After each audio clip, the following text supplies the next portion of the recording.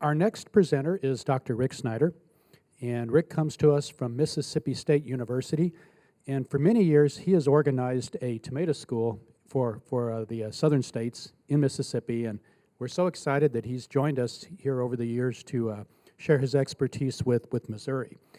And Rick will be talking about a fairly general presentation this go-around on issues related to tomato production. So Rick, if you'd like to come on up.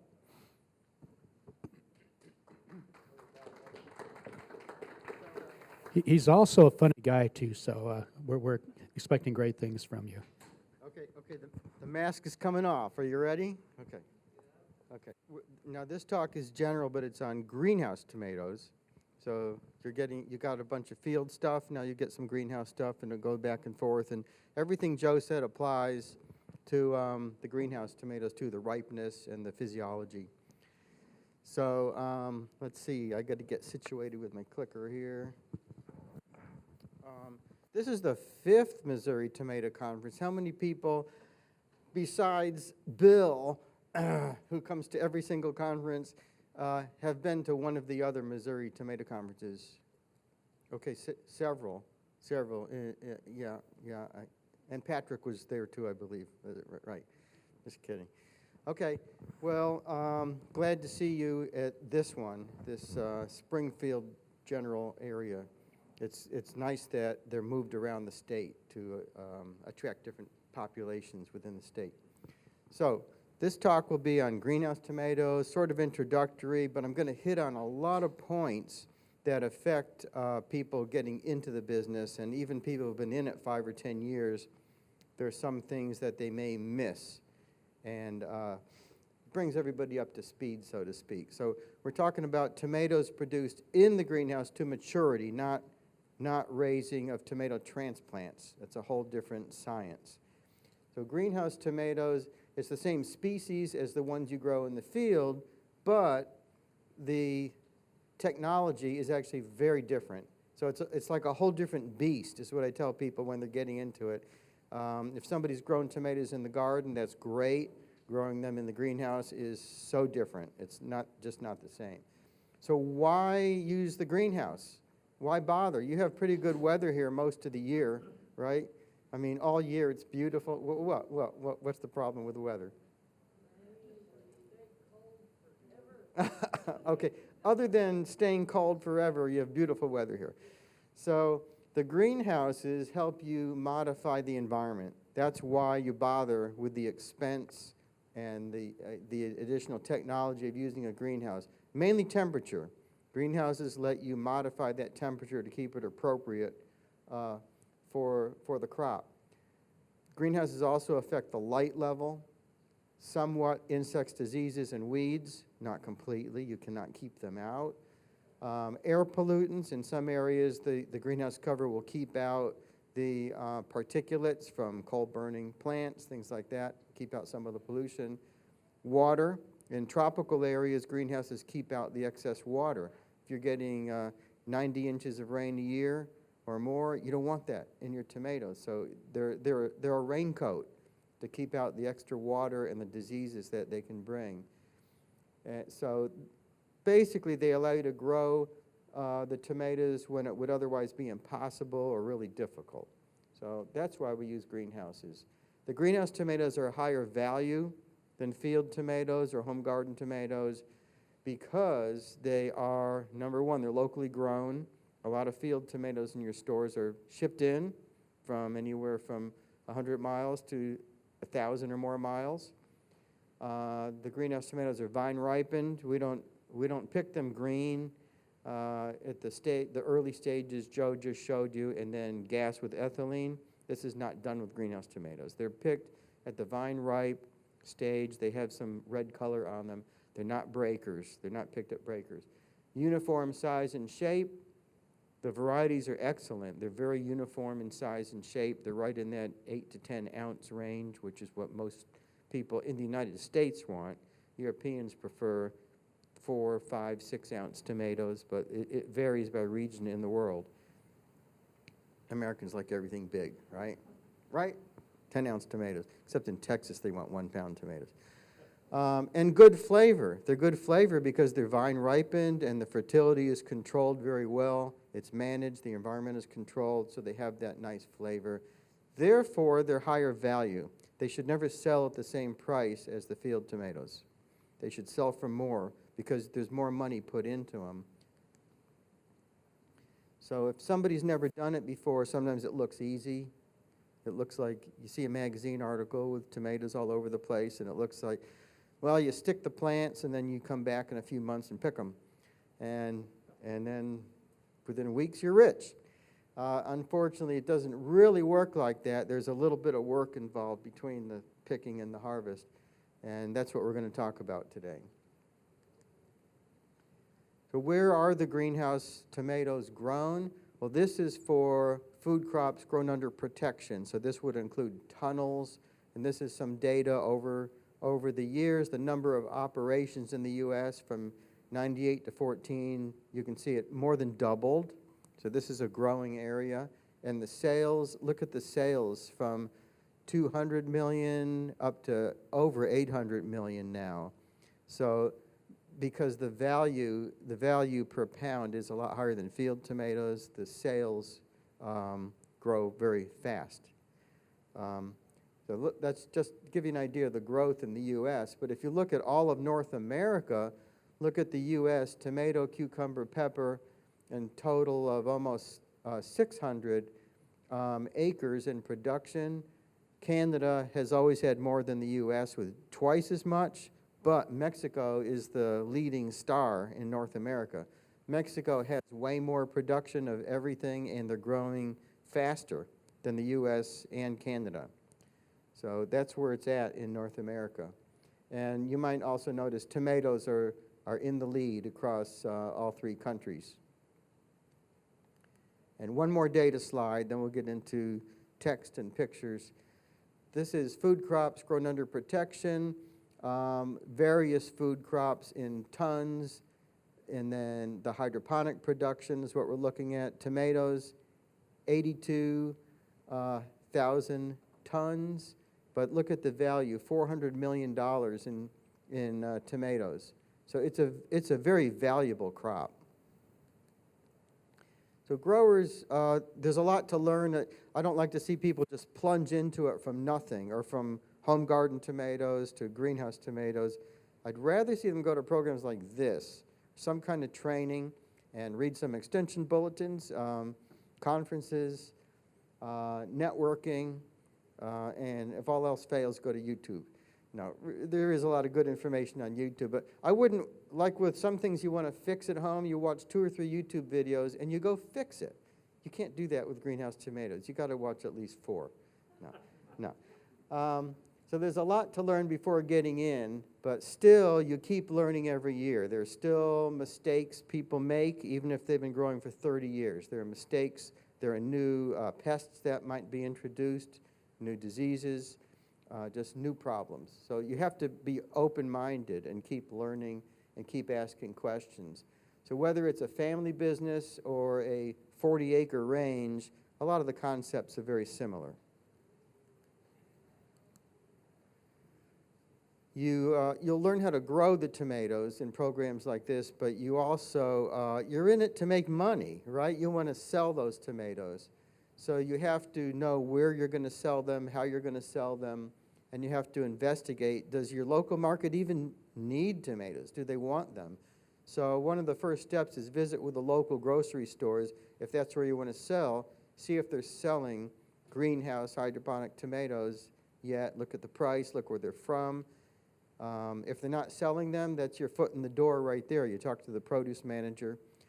If they're selling them, but they're coming from British Columbia or Ontario or Mexico, and you can get in there and say, look, I want to grow these locally. I'm 10 minutes away from your store or whatever it is, so I can pick them when they're ripe.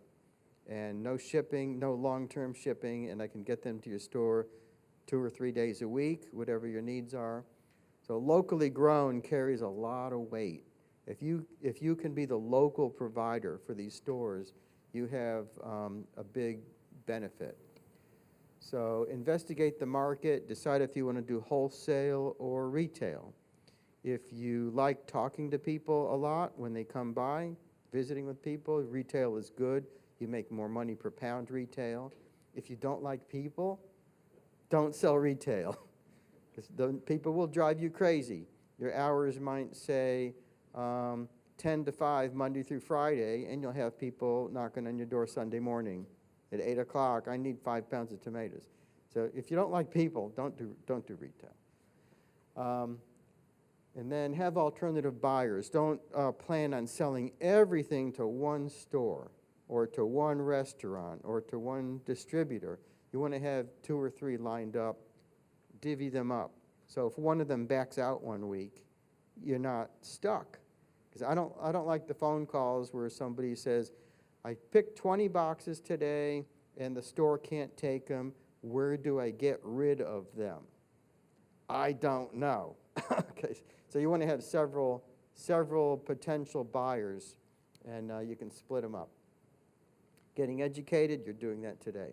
So the programs, the publications, newsletters, visit other growers before you go in. It's a good idea to visit other growers, several, and pick their brains, see what works and what doesn't work.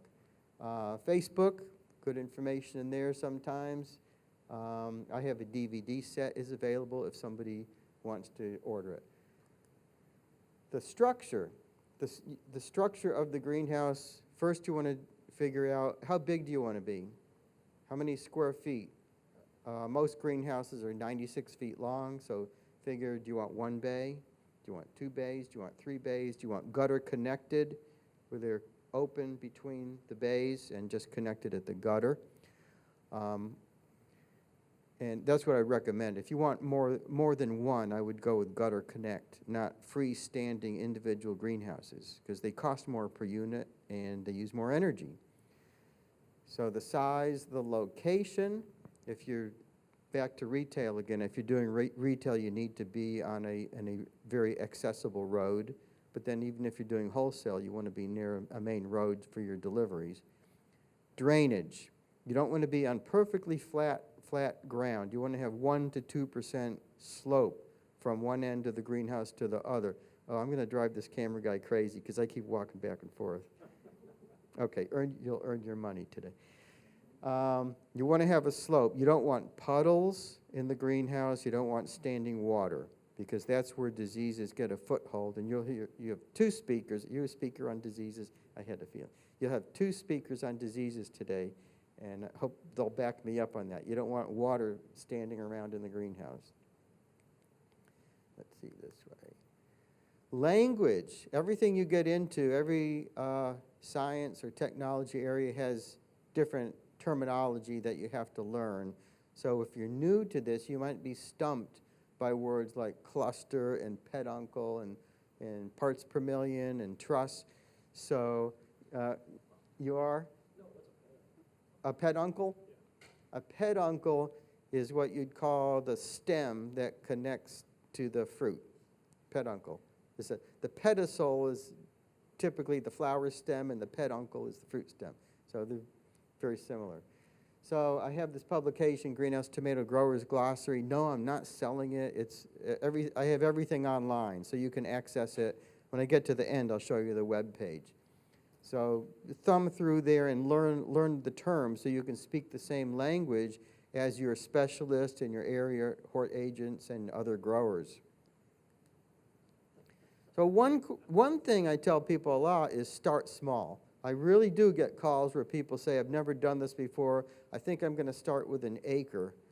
An acre. So an acre is 18 to 20 bays. Can you imagine the labor and the learning curve of starting with a whole acre under plastic? So I always say start small, start small, start small. This is the only grower who ever listened to me and started small. Okay? And I heard from him a year later. He said he had a fantastic year, and this year he's going to double his size, and he's going to grow from there. And maybe in 200 years he'll have an acre. So who's going to do the work? If you have 1 bay and you hire a full-time laborer Only one person is making money on that. Who's that? The laborer. So you have to adjust your labor with the size of your operation and the cost connected with the labor. So one person can handle a bay or two or even three. If you're full-time, you can handle three. If you like being busy, right? You like being busy. But if you're working full-time somewhere else and you have the greenhouses on the side, you could probably handle one, maybe two, and then you'll need some part-time labor. Now, if you have family and you can force labor, make them work in it, kids, relatives, then you're all set. You don't have to pay them or anything. Isn't that right? No, you just have to figure out how much labor you need at each time. The figure we use is 20 hours per week per bay over the life of the crop. So average 20 hours per week per bay. So if you have 2 bays, 40 hours per week is your average. So in the beginning of the crop, it's way less than that because you're not picking fruit yet. You're suckering and you're pollinating and you're not picking it. Later on, when you're picking, you're also still pollinating and you're suckering and you're leaning and dropping and you're grading your fruit, you're packing your fruit, delivering your fruit. It will be more than 20 hours per week per bay. So you want to make sure you have the labor when and where you need it.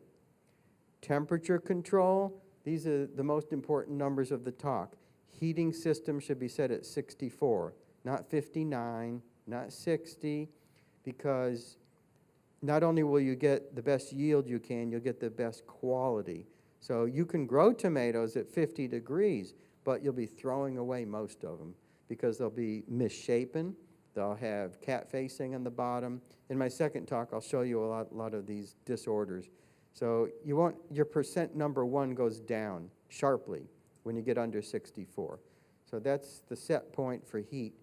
For fans, for cooling, if you want to try to keep it under 90, and I know it gets hot in Missouri, so there's sometimes you can't keep it under 90, but that's your goal. Keep it under 90. Vents bring in fresh air from outside. The horizontal airflow fans spin inside the greenhouse. They do not cool. The exhaust fans cool the greenhouse. The horizontal airflow fans mix the air within the greenhouse. So why bother? They're not cooling. Well, they equalize the temperature. So it doesn't get to be 90 degrees in that corner and 80 degrees in the middle. You want it to be evened out. So they're very important. Shade materials will help keep that excess solar load from entering the greenhouse and making it too hot. Pad and fan system helps. Fogging system is even a little better because the fog nozzles are spread out over the whole greenhouse. So they help cool it more evenly throughout the length of the greenhouse. And this is a high-low thermometer. Everybody should have one of these. They don't cost that much, where it records the high and the low in a 24-hour period, and then you reset it. So the next time you check it, if you check it once a day, you know how low did it get at night. Did it hold at 64, or did it really get to 61? Well, the high-low thermometer will tell you. It will tell you things the thermostat's lying to you about, because the thermostats are not perfect. So how many plants should you grow? It's important not to crowd your plants. If you crowd the plants, it reduces the productivity per plant, but it also decreases the quality of the crop. So I recommend 5 square feet per plant. So that's easily calculated. Length of the greenhouse times the width of the greenhouse, divide by 5. That's about how many plants. It doesn't have to be that exact number, but somewhere in that neighborhood, so you're not squeezing them down to, like if the greenhouse calculates a 30 by 96, that's almost 600 plants, and sometimes I'll go to a greenhouse or get a call, and they'll have a 30 by 96, and I'll say, how many plants do you have in there? And they say, I have 900, or I have 800, and I'll go, well, that's your problem, because the plants are shading each other. They're not producing as much per plant, and then you get more poor quality fruit coming out of there too. So if you put more plants in, you're paying more for seeds, and the seeds are expensive. Has anybody priced tomato seeds yet for greenhouses? How much per the greenhouse seed? I mean, if you could get them for 50 cents, that would be a cheap one. You're going to pay closer to $1 a seed, unless you're buying like 10,000 seeds. You know, you can get the price down. So you're spending more in seeds, you're spending more in fertilizer, you're spending more in water, you're spending more in labor for pollination, for spraying, for everything you do. Pruning, wrapping, leaning, dropping, more labor. So you have a lot more invested, but the yield per greenhouse is about the same. The yield per plant goes down when they crowd. The yield per greenhouse is about level. So it's not worth crowding tomato plants. And, I did want to point out this V formation in your containers. If you put one plant to the left, one plant to the right, and then the support wires on the top 3 feet apart, then as you train them up the wires, they make this V formation, which helps the sun penetrate between the rows too. So you get more sun penetration into the leaves, and that's what you want. Less shading. So, wow, lots of tomatoes to pick from. There are so many different colors, shapes, types of tomatoes that it can be hard to pick, but for a greenhouse, we can narrow it down quite a bit. We want a greenhouse variety, and there are companies, seed companies, that specialize in greenhouse varieties. We want something with good yield, something in this size range. Red sells the best. I'm not saying you have to stick to red, but check your market, see if they want something different. Excellent disease resistance, not just VFN, you know, like on home garden tomatoes, verticillium, fusarium, nematode. You want something with much better disease resistance than that. And then free of disorders, and I'll show you lots of pictures of disorders like these in the second talk. So for greenhouse production, just summarizing, in most cases, red indeterminate, right? Indeterminate are the ones that get tall and they keep producing. Determinate are the ones that don't get as tall and they stop after so many months. Most commercial tomato varieties in the field are determinate, almost all of them. And the advantage of determinates in the field is they yield earlier. They come into production much quicker. So for the greenhouse, indeterminate beefsteak type are the larger tomatoes. Roma and cherry, they're great types of tomatoes if you have a good market for them. The difference is cherry and grape are smaller, so how long does it take to pick a pound of beefsteak versus a pound of cherries? You know, there may be 16 cherries in a pound and not quite 2 beefsteaks in a pound. That's a big difference. So that's a lot of extra labor. So if you can get a high enough price for cherry or grape or Roma, I mean, go for it. But if it's about the same price, I wouldn't. So you don't want the home garden types. They're just not as well adapted to the greenhouse. Will they grow in a greenhouse? Yes. You can grow them. They're just not as good.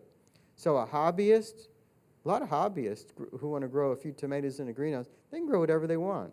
They can, if they're growing big beef in the garden, they can grow it in the greenhouse. I'm not going to smile. When you say that, it's hard not to. Okay, are we done? Okay. Let's see. So you do want a greenhouse variety and deviate based on market demands. That's my exception to the rule. If you have a good market, go for it. If you can get an extra couple of dollars per pound, go for it. Grow whatever the market wants. So varieties, this is a slide I edit every so often because we have the most mergers and acquisitions in the seed company business probably than any other business in the world. They just keep swallowing each other up, and then you have companies, small family companies like Chessmore that are gone, right? Your local St. Joseph company. So these were some really, really good varieties that I've crossed them off because they're no longer available due to mergers of seed companies. Same with these cluster types, they're gone. I put in blue, if you're not sure, you're just starting, those are the three I'd recommend the most. If you can still find trust, it may be hard to find because that's been in a phase out for a few years. If you can find it, I'd get it. If you can't find it, Big Dina is great, Geronimo is great. All of these are good. It's just that these are my top three. And these are cluster types down here. You know, a cluster is when you harvest the whole cluster, put it in a mesh bag. So the tomatoes, it appears to the person in the home that they're picking their tomato because they're picking it off the cluster. Question, yes? Are all the varieties conventionally bred, or any of them genetically modified? Okay, good question. I always get the question about genetically modified tomatoes. As of today, there are no genetically modified tomatoes on the market. None. None. There are none. There are genetically modified apples. There are genetically modified, not all of them, just very, very, very few. There are some summer squash. There's some sweet corn, potatoes, but no tomatoes. These are all bred, not genetically modified.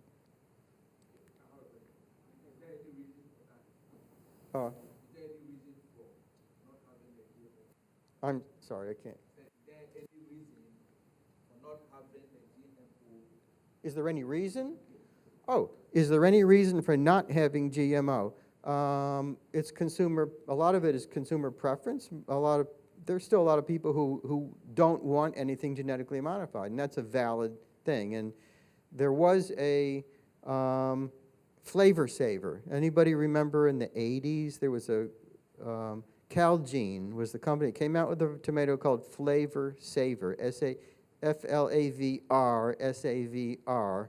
It was Calgene, and they were shortly after it was genetically modified. Then Monsanto bought them out because they say, hey, this is the next big thing. Consumer preference was like nothing, and they dropped it. So it's gone. That was the last one that was genetically modified. Yes? Red Deuce. Is it genetically modified? No, Ray. What is your formation? I mean, that's granted here in the Midwest. Red Deuce. Is it a good variety? Every Amish and Mennonite. Oh, okay. Southwest. Okay, Red Deuce.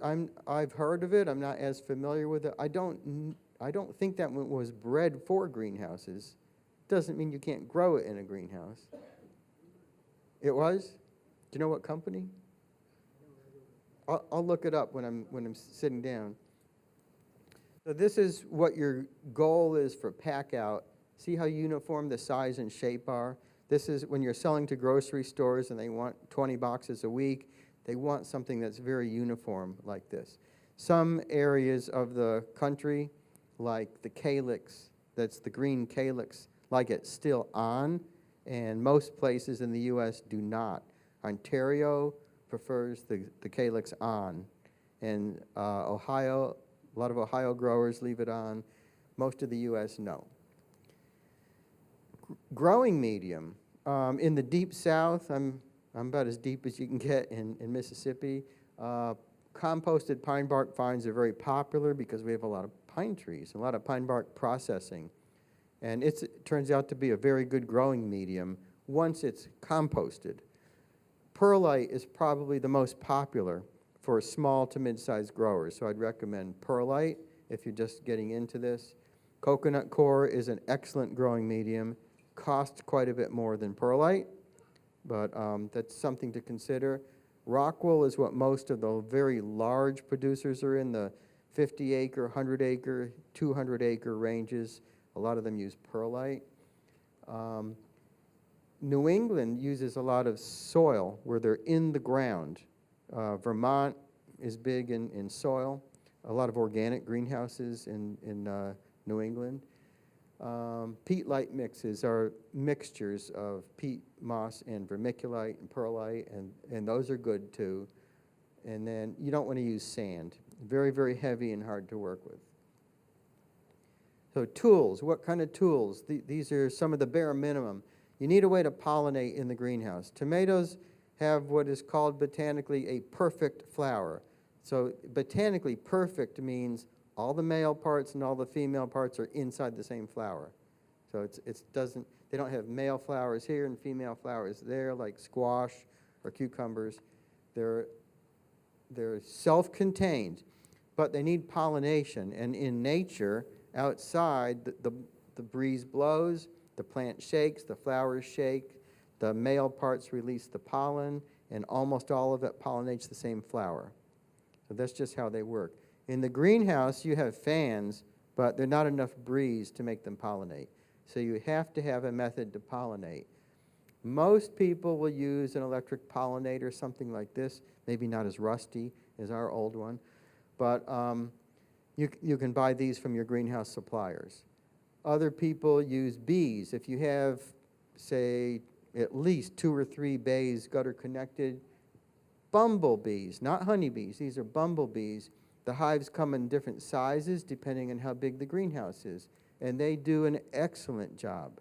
They do an excellent job. They don't last forever. They can last 8 weeks, 10 weeks, 12 weeks per hive. So you need to overlap the next hive before they fizzle out. So you might get deliveries every 8 weeks, depending. Talk to your vendor and find out. So they overlap, and then you take out the weak hive and leave the good one in there. They're very dependable workers. They don't take coffee breaks. They don't take lunch breaks. They just need flowers. So they're good. pH meter and EC meter to measure the pH of your nutrient solution. You don't want it too acidic. You don't want it too alkaline. And then the EC meter measures how much fertilizer is dissolved in the water. So once you formulate your fertilizer, you check your EC, you get a feel for what it should be at. So every time you mix it, you check it and make sure it's pretty close to that.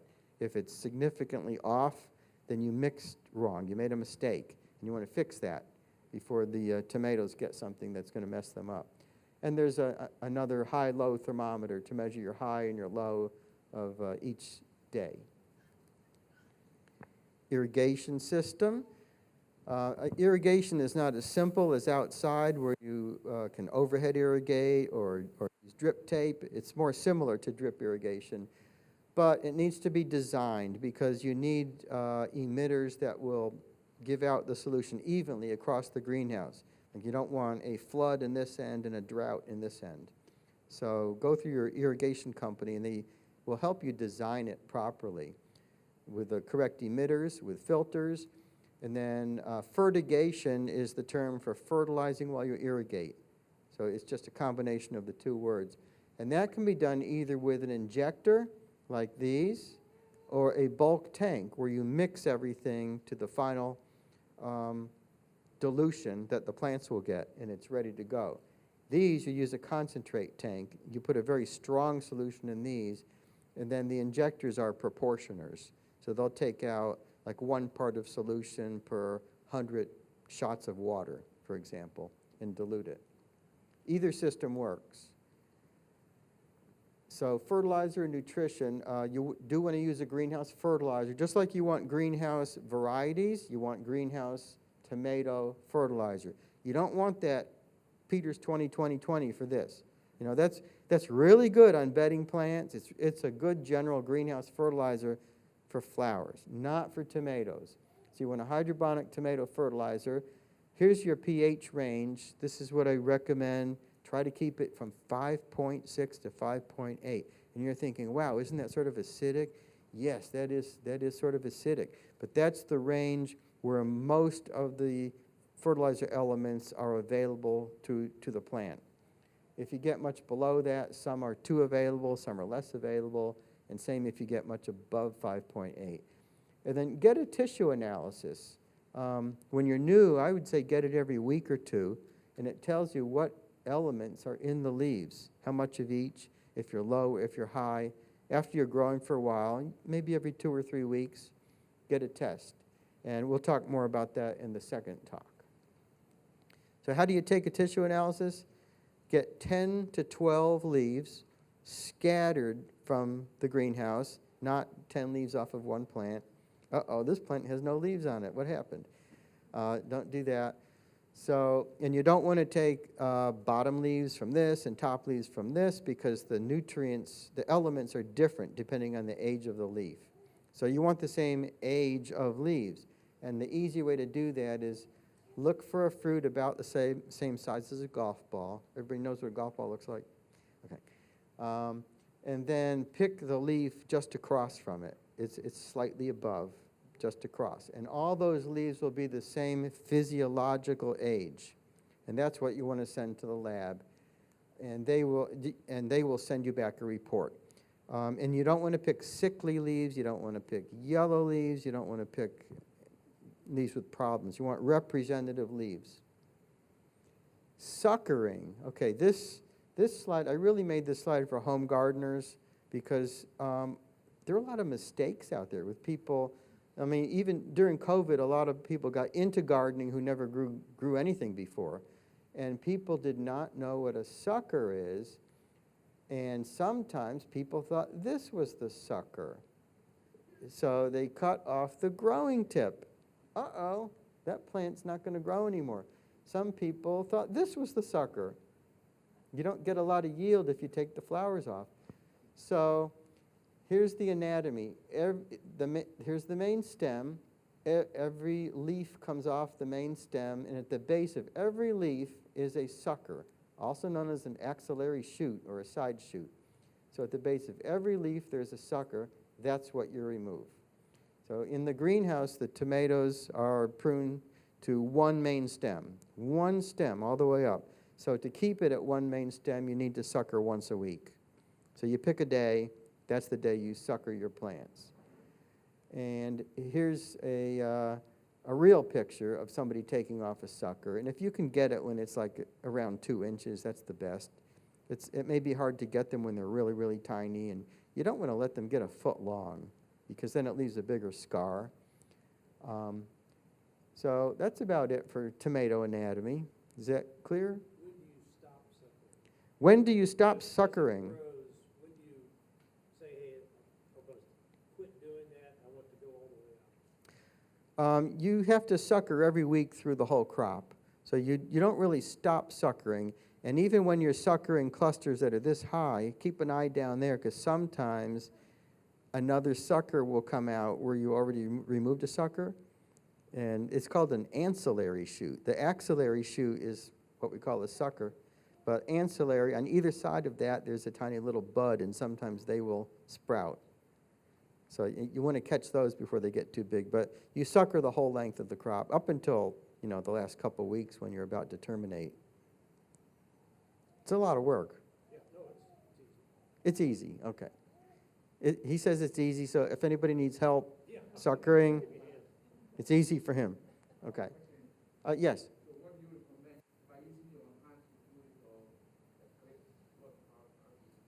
Okay, this is a really good question. How do I recommend doing it? Your hand or pruners? That's the question, right? Don't use pruners. And the reason I say don't use pruners is because if there's any kind of virus or systemic disease in that plant, a fungus, and you clip this one, then clip this one, clip this one, here's a sick one. I clip this, I keep going, I infect that one, infect that one, infect that one, and before you know it, you've infected a lot of plants with something only a couple of plants may have had. Use your fingers, and the timing is important. You want to sucker when the plants are turgid. So you don't, if they're a little bit wilty, it's likely to tear. You'll try to sucker and you'll tear the skin off the stem. So mornings. You get in there and sucker in the morning, and use your hands, and if you bend it over, it will snap. It will snap. It's not like you have to pinch it with your thumbnail or anything. It'll snap. And it will give you a green thumb. By the time you're done, you'll have his hand was up first. I'll be right back.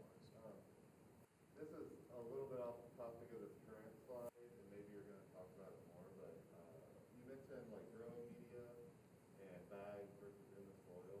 Mm-hmm. Can you talk about like factors in deciding which method to use, or I can. growers usually, from what I've seen, grow in the ground, but maybe that's not true. The question is in the soil or bags or other containers. It's a personal decision. If more of the growers who are growing organically, like I have colleague in Vermont, and a lot of his growers are organic, will grow in the soil, and they'll use regular organic fertilizers that will decompose in the soil. Most growers across the country, whether they're small or large, grow in containers. And the containers can be buckets, they can be nursery buckets, they can be Beto buckets, they can be upright bags, they can be lay flat bags, all different sizes and shapes. But the bags are, the containers remove the roots from touching the soil. And soil is the worst thing for plants. No. Did you ever hear a horticulturist say soil's the worst thing for plants?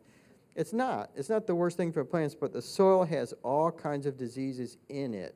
And if you can avoid the greenhouse tomatoes from getting those diseases, you've taken away a lot of worry and a lot of risk from the plant. The greenhouse is warm, it's humid, it has light, it's a perfect environment for diseases to thrive. So if you can eliminate the soil-borne diseases by growing in containers, you're a step ahead. If you want to be organic, I think it's easier with soil, because it's a little challenging to find organic fertilizers that are soluble that you can drip through the system, you know, without clogging and problems like that. So I hope that answers your question. And yes, we have another question. Do you recommend using disposable rubber gloves and changing them as you go along some particular road? Okay, disposable rubber gloves, sure. You can never be clean enough. Some people use them all the time for anything in the greenhouse. Some people just don't like wearing the gloves. But they would definitely help keep it clean and keep from spreading disease. And when we visit greenhouses tomorrow, we're all going to be suited up with everything. It's going to be fun. Okay. I think that was it for questions right now. So what makes good tomato flavor? Dr. Campbell touched on that thoroughly, so I'm not going to spend a lot of time on that. But I will mention the correct fertility is important. Greenhouse fertilizer, make sure your levels are what they should be. The lower pH will help with your acidity. Vine ripened helps with your sugars. You learned that already. And sun. When I have kids groups come through, I ask them, ridiculous question like, what do plants do for a living? And they think about it. Some kids get this. Plants take the sun and they turn it into sugar. That's what all plants do. They take the sun, they turn it into sugar. So that's what photosynthesis is.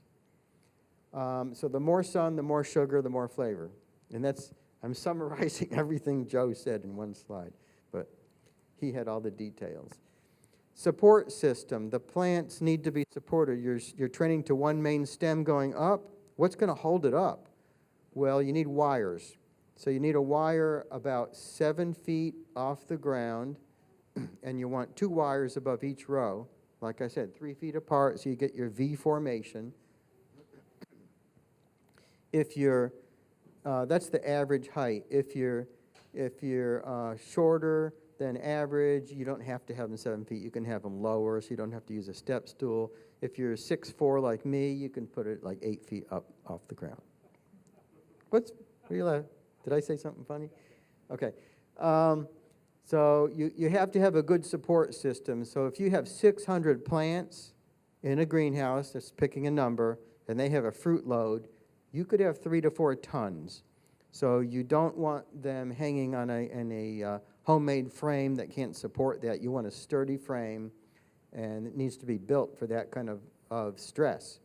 So tie the strings to the wire above, and there are all kinds of contraptions for winding strings, and then put a clip on the base.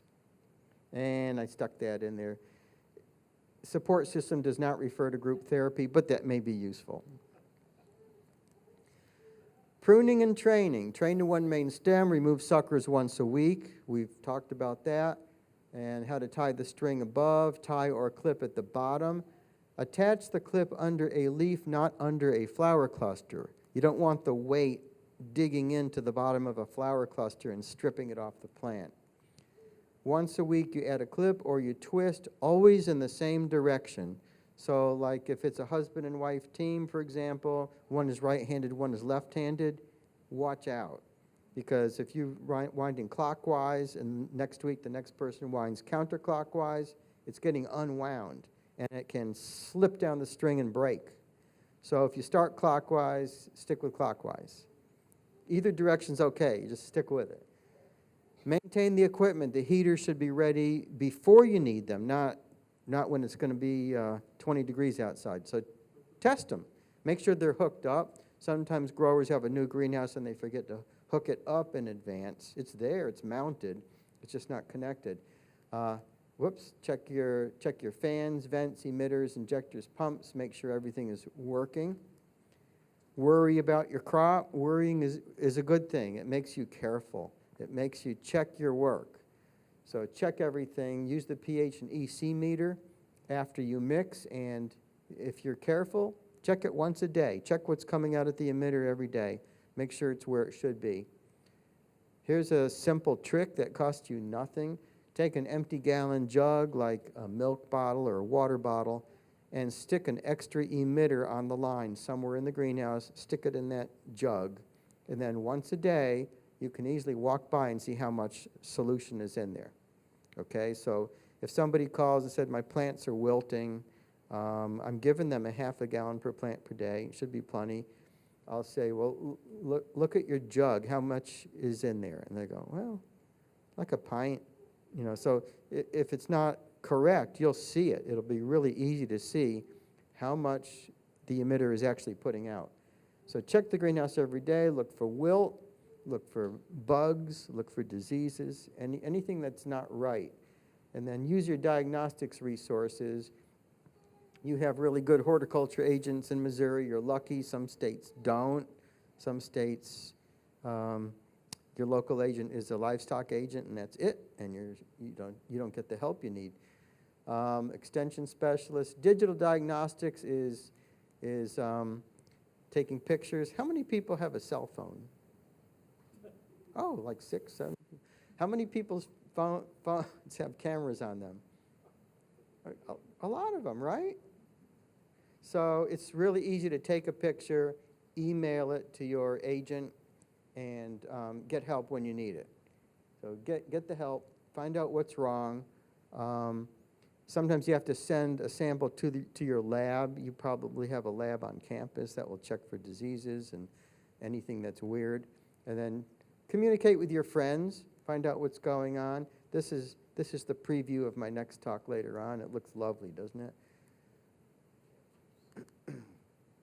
So when you're growing tomatoes, remember, you have to sell them to make a living. You have to market them. So you have to explain to the stores or to the consumer why they want them, what's good about it, promote it. You're representing the greenhouse tomato industry in a sense. You're not just growing and selling. You're educating. What's so good about it? This is a summary slide. What's so good about them? Vine ripened, good red color, good flavor, locally grown. That's the big one. They're not breakers, they're not gassed. There's no ethylene gas in greenhouse tomatoes. Uniform size and shape, the nutrition and health benefits. You know, all fruits and vegetables are good for you. Tomatoes are one of the best. Besides the vitamin A and C, they have lycopene, which has conclusively shown to reduce the incidence of prostate cancer and also to not just of occurring, but to lessen it even after you have it. Higher quality is higher value. So you're growing quality. So you sell your fruit, you grade it very well, and you sell your number one fruit to your number one buyers. And it's good to not sell. If you can sell your cull fruit, you know you're imperfect. It's better not to sell it to the same place where you sell your number one fruit. So what if they get mixed on the shelf and it makes them all look bad? So something to avoid. Keep your customers happy so you get repeat business. Develop a brand name. A logo really helps. So Joe showed these in more detail. I'll just say that for greenhouse tomatoes, you're normally selling red if it's pick today and sell today. Light red is more like close by stores you're going to bring them to. Green is if you're in the deep south and you want fried green tomatoes. Do people here eat fried green tomatoes? Okay. Is this the South? How many people think this is the South? How many people think this is the North? Oh. How many people think this is the North? I put the microphone down. So is this more Southern or Central? Okay, Central. So these are the stickers. You develop a logo and then buy these stickers and sticker every single tomato, and it will help with your marketing. It will help with your sales. It will help with customer loyalty, because if they get your tomatoes and they're really, really good, and they should be, they'll look for your brand next time they go shopping. And these, last time I priced them, they were 5 for a penny, so they're pretty cheap. You do have to pay for the, that includes the plate charge, so 5 for a penny is pretty cheap. And you put whatever's true on there, greenhouse, vine ripened, organic, if it is organic, locally grown, and PLU number or barcodes, whatever they need, whatever the store wants. Publication resources, this was your gift today, the Greenhouse Tomato Handbook. For this afternoon, you'll get, well, you have them both already, but all of these are on the web page, and feel free to access them. There's the handbook, También en Español. If anybody needs a Spanish version, let me know and I'll mail you one. This is the web page with all of the information. It's sort of long. It's in the handout. You don't have to write it down. It has a list of the publications. It also has a frequently asked questions. So there are about 20 questions with 20 answers. You know, the most common questions that I get. So that should be helpful. And there's the DVD set. It's from a short course. I did the Greenhouse Tomato short course for 28 years, and a couple of years ago I said, okay, that's enough. That's enough time into it, but we did record it. So if you want one, just send me an email, and I'll email you back an order form, and then you mail that in with a check. And it's $75 for the set, 10 DVDs.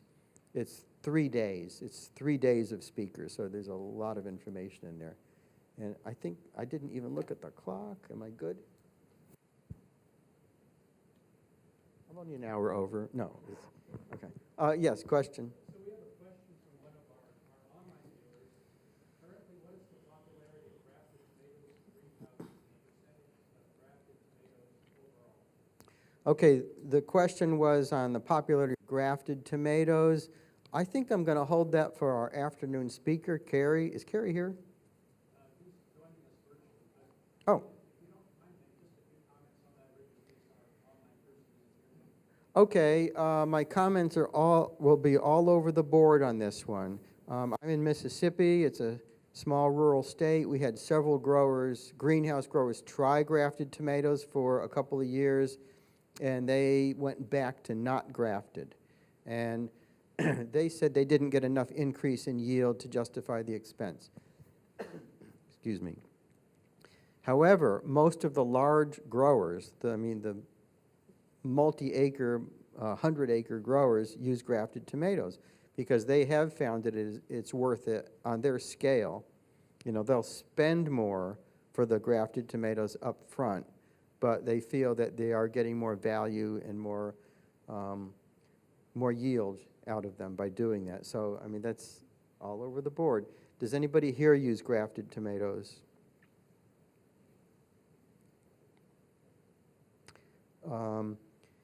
Let's see.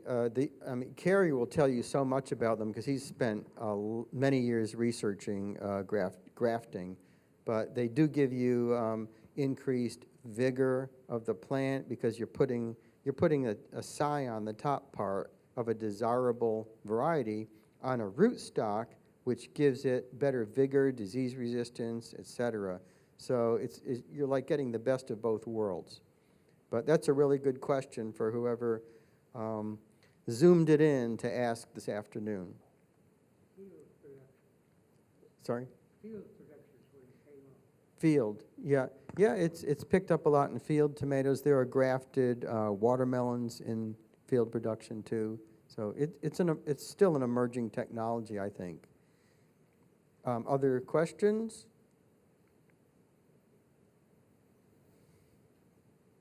Any more Zoom questions? Okay, well, I finished a few minutes early, so anybody want to talk about something else? Oh, there's one. Yes. You said that grafting is an emerging technology that could be in this country. Yes. If you go to China or Japan or Korea, 95% of all tomatoes, melons, these are all grafted. Yes, absolutely true. I mean, he did correct me. It's not an emerging technology because it's been happening for maybe 1,000 years in China and in Japan. I really meant that it's emerging in greenhouse tomatoes. It hasn't taken over the entire industry yet, but yeah, grafting is nothing new. And of course, it's done with apples and other fruit crops, and it's been done that way for many, many years. Good point. Okay, well, I'm going to turn this over to Patrick. Thank you for your attention. Thank you, Rick. That was excellent. Okay, well, we have a break until 11:15. Those of you who are joining us virtually, a good chance to get up and stretch and replenish your beverage of choice and be back with us at 11:15. Those who are with us in person, the coffee service is outside, restrooms as well. This would be a good opportunity to visit with Ken from the Department of Agriculture and to pick up those water tests if you're interested in that as well. And again, a good time to perhaps catch Joe or Rick with any questions you might have based on our first two presentations. So let's take a break. We'll be back at 11:15. Okay, well, let's go ahead and reconvene. Okay, well, before we get into our next presentation, we are going to give away our first door prize, which is the lovely refractometer that Vanna White is modeling here. Courtesy of Dr. Joe Campbell.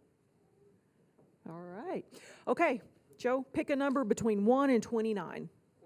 14. 14. The winner is Susan Jaster. Are you here, Susan? Where is she?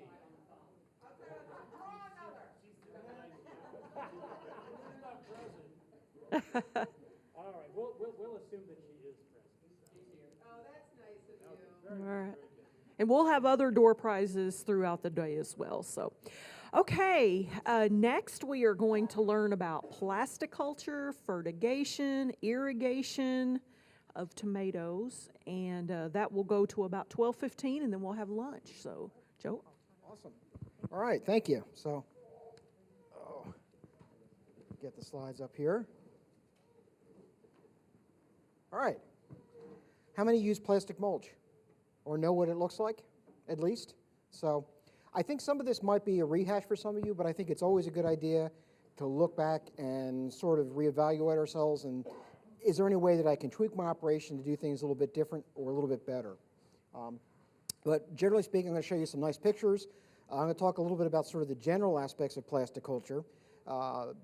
And then later this afternoon, I'm going to talk about sort of the specifics of irrigation scheduling and fertigation, injecting fertilizer through the system. So, but plasticulture is a method of production. And it's using raised beds with plastic mulch. And under the plastic mulch, we have something called drip irrigation installed, drip irrigation tape underneath those. And it's important that you have all these same elements in the system. You can use raised beds with drip tape, with no plastic, but you have to have drip tape under plastic. That's a must. So otherwise, we can't figure, there's no other good way to get water under the plastic and into the plastic. I can't advance.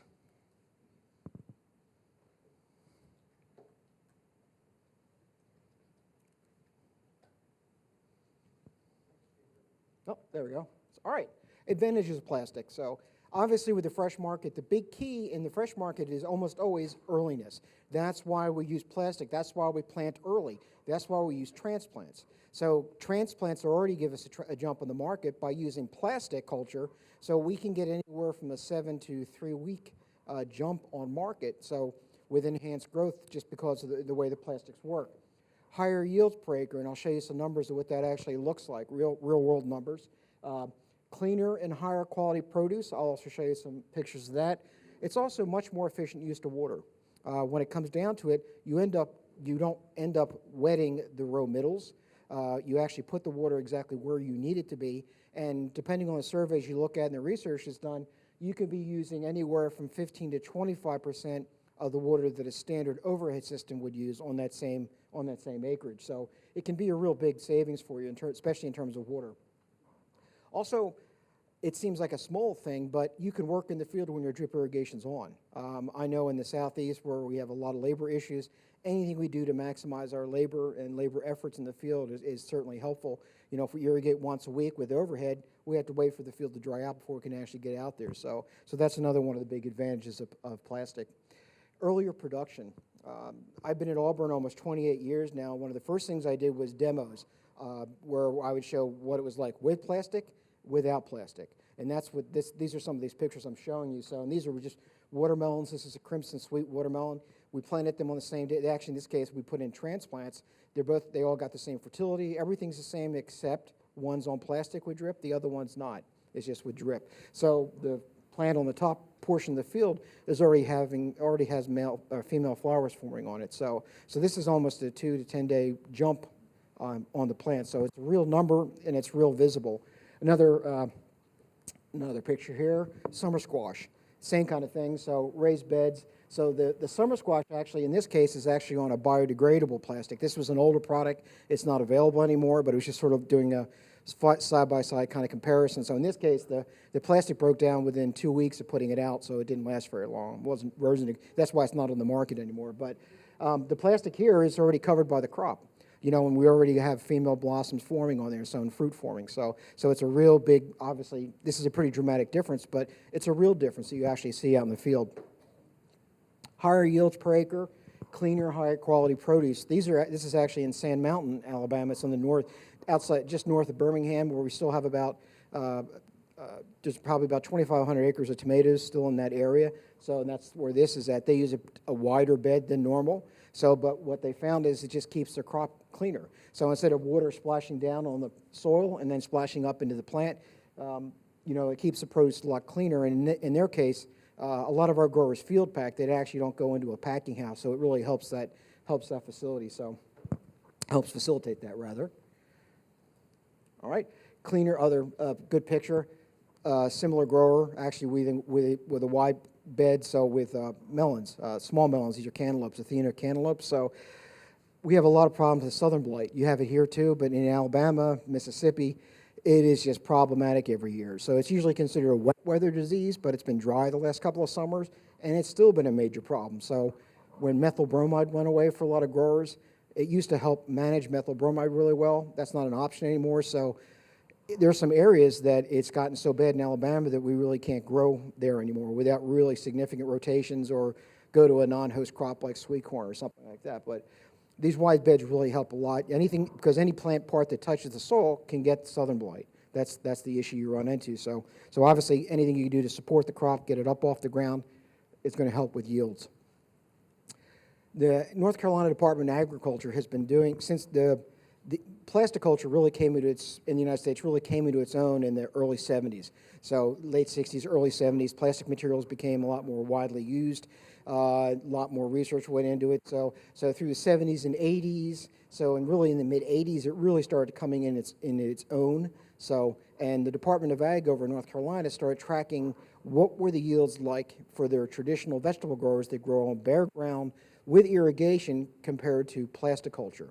So this is just a snapshot of one of their study, and they're still doing this study. It's been going on since, I think, 78 or 79, so they've got 40-some years worth of data, but this is just a 10-year snippet that I'm looking at here. What they found was real-life differences. Eastern cantaloupes, they got 4 times the state yield. Cucumbers, bell pepper, summer squash, tomato everything was either 3 or 4 times greater in terms of the yields and the quality. That also increases your fertilizer needs. So a lot of the fertilizer needs have been reworked in most of the states to accommodate plasticulture. We put out more fertilizer because the plants get larger and we have higher yields. So just sort of one of those things. So you don't necessarily want to rely on a bare ground recommendation for fertilizer because you may not be getting all the yields you could potentially get using plastic. The other thing this has done for people is this helps us take out land for rotation. You know, if I can get 2 or 3 times at least the yield that I typically would have gotten on this acre, you know, or it took me 10 acres to grow that, I can reduce it to 5 acres. So, and that's helped in the rotation planning, you know, for a lot of farms. Or it's also helped some of our farmers to simply become more diversified, grow other crops that they hadn't thought about growing.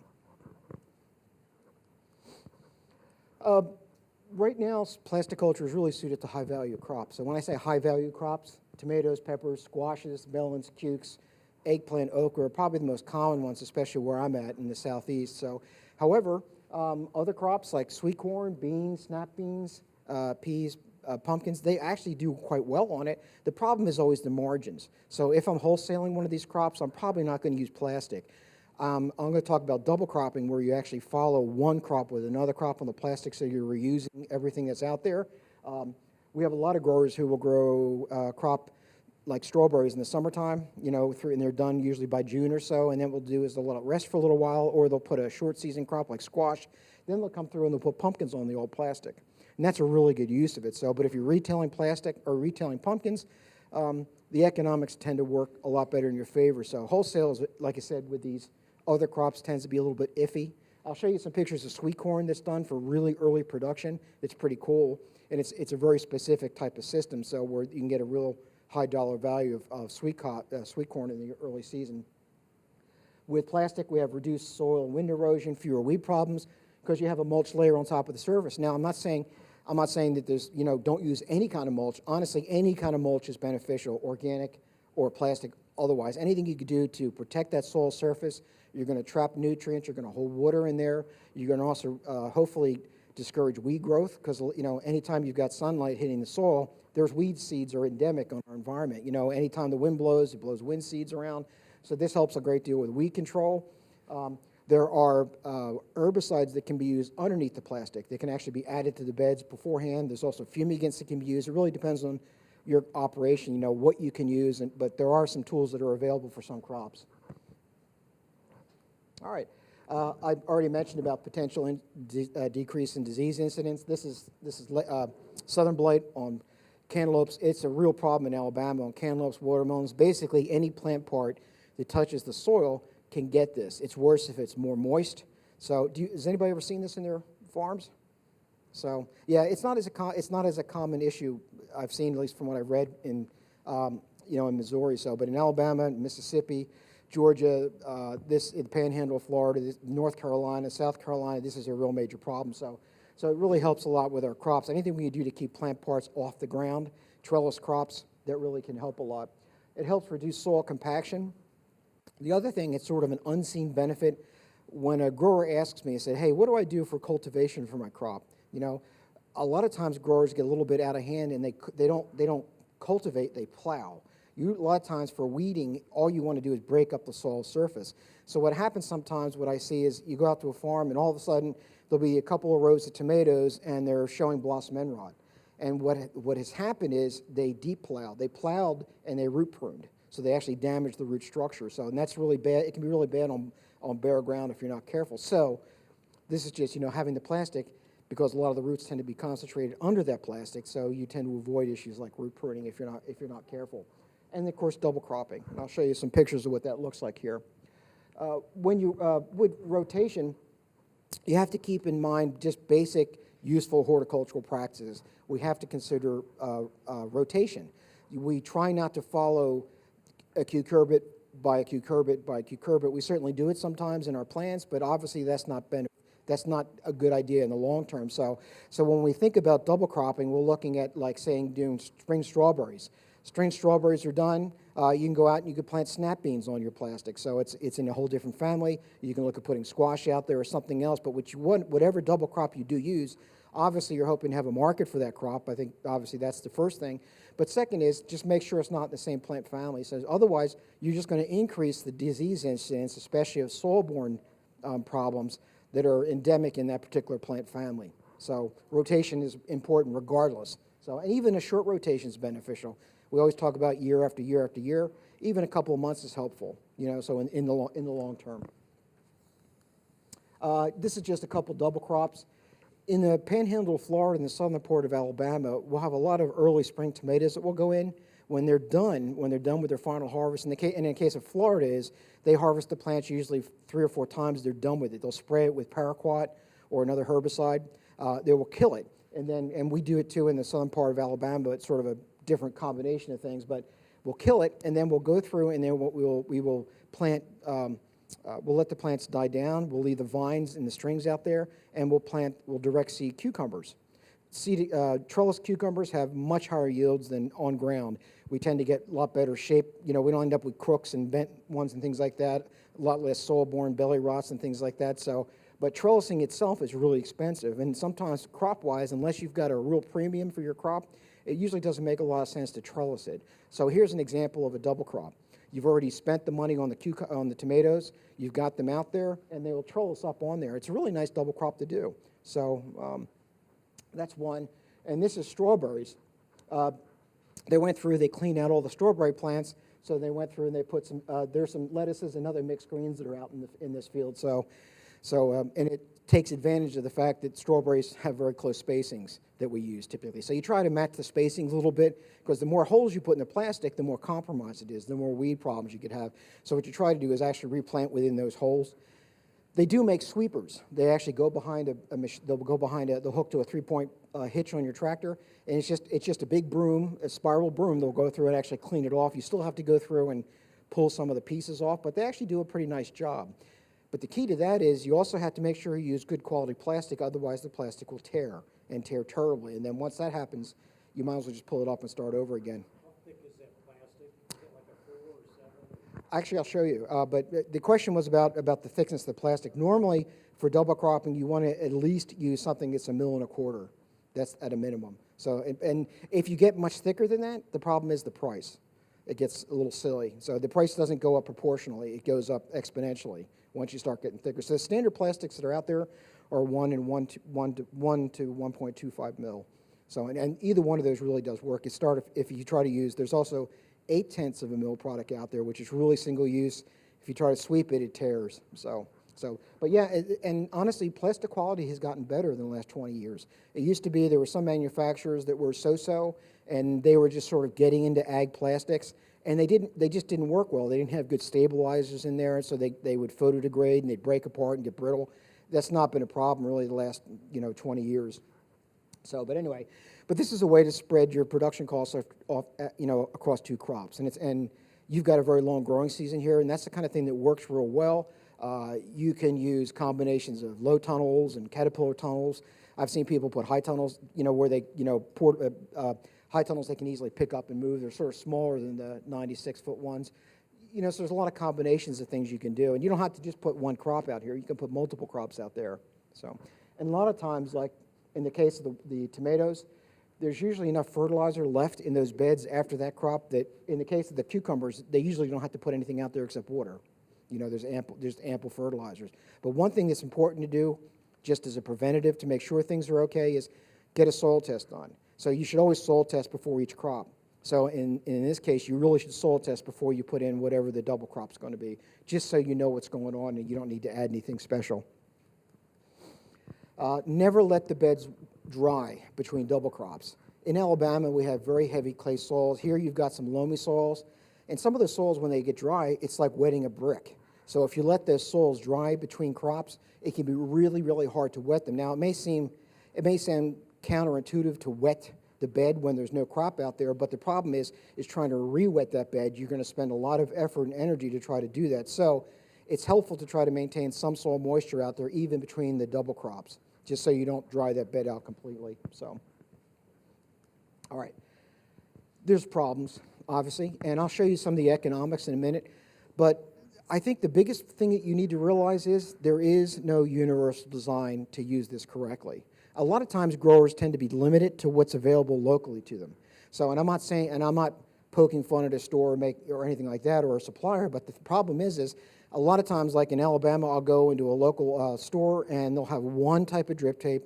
They have, one type of everything, and that may not be suitable for all the situations. So there are a lot of good places and manufacturers. You can order this stuff online, buy the stuff in bulk. It's a whole lot cheaper going with several growers. So that's really the best way to sort of, get the best for your money and to really get what you need for your specific situation. And sometimes it may not be suited to all situations. With we have in Alabama, we still have a lot of, sorry, my mind just went, we have a lot of terraces. We have a lot of terraces in Alabama that are old cotton land, all right?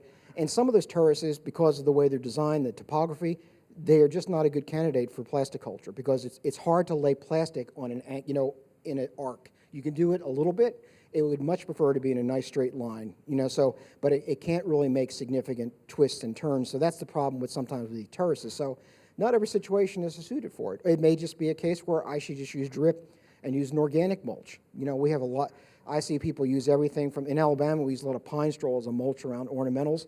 It's actually a really good mulch around plants, and it's fairly cheap. So I will say one thing I have seen in the past is a lot of the people who grow pine trees, like in Alabama now, they will treat for weeds in and around their pine forests, and the problem is some of those herbicides are very persistent. They'll last 12 to 18 months. So I've seen people take pine straw, put it in their garden, damage their tomatoes because of residual activity from the herbicide that's in the pine straw. So, and you can have the same thing with almost anybody who has who raises horses or has a pasture. Chances are they use a herbicide on their pasture, and that herbicide will carry over to your garden if you're not, or if you have a lawn service that comes in, or you use some kind of herbicide. That kind of stuff from grass clippings will maintain even if it's composted. So it's one of those things that simply takes time for it to degrade. So anyway, no universal design. There's experts out there. There's several companies that I work with, and the nice thing is most of them will work with small growers. They don't care if you've got a couple acres. Obviously, they're hoping to sell you product, but there are certified drip irrigation engineers out there that work for many of the drip irrigation companies that work with vegetable growers. You can get them. You can pick their brains. Unfortunately, a lot of universities in the Southeast don't have ag engineers anymore that work in this area. There's one in Florida, and I don't think there's anybody else in the Southeast right now. So they used to be excellent sources of info. So now we sort of have to go to private companies a lot of times. But most of those companies will help you do a design. They'll say, all right, here's my land, here's the contour, here's my water source. What do I need to do? Here are the crops I'm going to grow. So you can usually get a lot of information from groups like that. So, some charge, some don't. Some just want you to buy their product, if they give you the design. So there certainly is help available out there. You have to think about the cost versus the yield. Again, you may have a crop that's really marginal when it comes to spending that extra money per acre to put out that drip tape and the black plastic, and that's where you have to think about economics a little bit more, and I'll sort of mention that in a second. So, and there's also a disposal cost. In Alabama, most of our counties will take plastic, and they don't care if it's wrapped. A lot of times when you pull out the plastic, it's got dirt, it has pesticide residue on it often. And in Alabama, they'll accept it in almost any of the landfills. However, if I'm in Florida, that's not the case. If I'm in some other states like New York or Pennsylvania, that's not the case. So there's some issues. I don't know if there's any problems in Missouri with disposal. So Alabama, I can burn it. Obviously, it may not be the best thing, but you can burn it. We have peach growers like now that to save their crop from freezing, they'll burn tires in old plastic. So a lot of times they'll take it just so they have it on hand to burn it, to try to keep their crop warm. Specialized equipment. I'm sorry, you have a question? I think if you're gonna use plasticulture, you should really try to figure out the disposal ahead of time. I've been on farms where they're just so overwhelmed, all of a sudden they have a semi-truck load of dirty plastic, and then they find out they got to come out clean it. I think this was Pennsylvania, they got to clean it before the waste disposal company. So Yeah, the comment was. Oh, no. And the comment was about the disposal of the plastic material. It's a problem, and it will differ sometimes by county that you're in and by state. Like I said, in Alabama, I can burn it. I don't think that's the best thing to do with it, but it can be because we have no recycling set up for it. Florida and New York do. They have they have facilities set up, but it will only take a minimal amount of it right now. That's the problem. And this plastic is recyclable to some degree, and a lot of times this will go to like making park benches, and other kinds of materials like that. It'll get mixed in. So it is, but there's always the residue of the pesticide on there, plus the dirt. That's sort of always an option. So, but I agree. Try to find a place to get rid of this, if you're going to use it. Or there are biodegradable products out there that are available now that are actually really good. Very expensive, 2 or 3 times more than standard plastic, but you don't have to worry about pulling it up and you don't have to worry about throwing it away. Up until last year, there was actually one product that was labeled for organic production, but it's not on the market anymore. But apparently that company is trying to reformulate it to put it back on the market. So there'll be one available, hopefully, for organic growers. But yeah, disposal is an issue, I agree. Anyway, obviously we've got specialized equipment. So there are plastic layers. There are a lot of companies that make these plastic layers, but they all have the same implements to them. They all have the same structure. They all have the same pieces. So normally you've got, this is one company from Rainflow. They sell a lot of products. You've got a spool up here that has the drip tape. So the drip tape and the plastic in the bed, all that is done in one pass. So these are usually called combo units or mulch layer combo units. So you've got the plastic layer. In this case, this is a water tank, but it's for water. It's actually to hold the press pan down. This is the press pan. The press pan is what sets up the bed. It actually pulls up the bed and firms it up. The plastic here, these coulters, and things, just to give you a better sort of a close-up. But they all basically do the same thing. One thing that they all have in common is you always want a bedder that does a crown. You want there to be a crown in the center of the bed. You don't want it to be flat.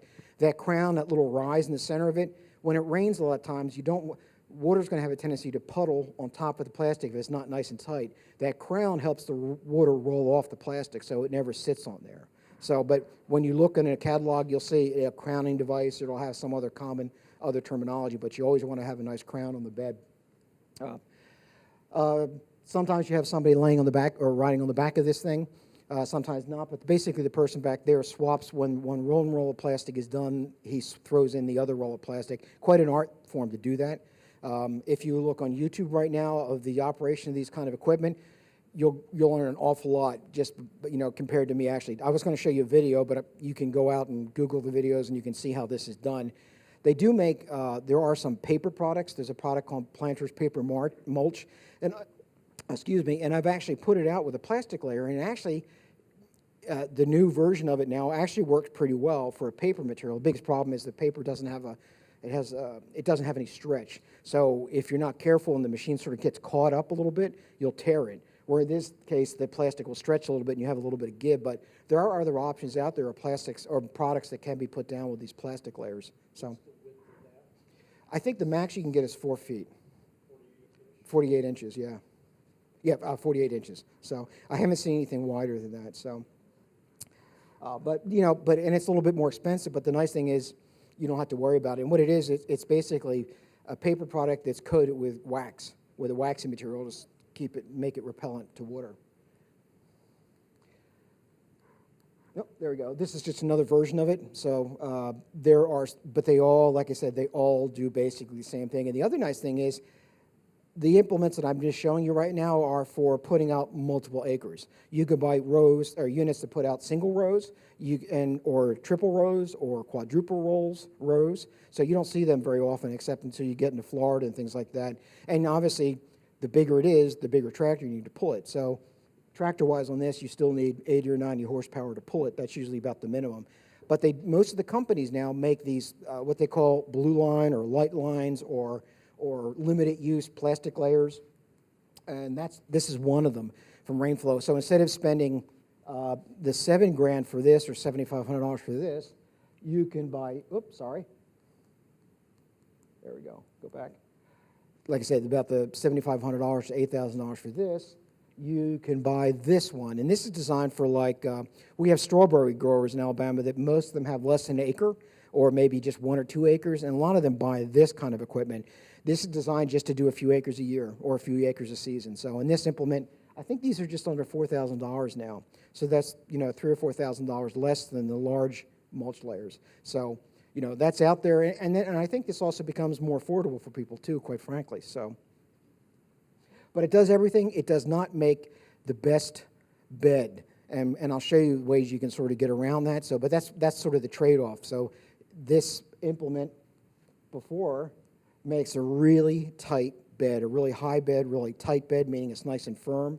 So this one, it's this one, it's so-so.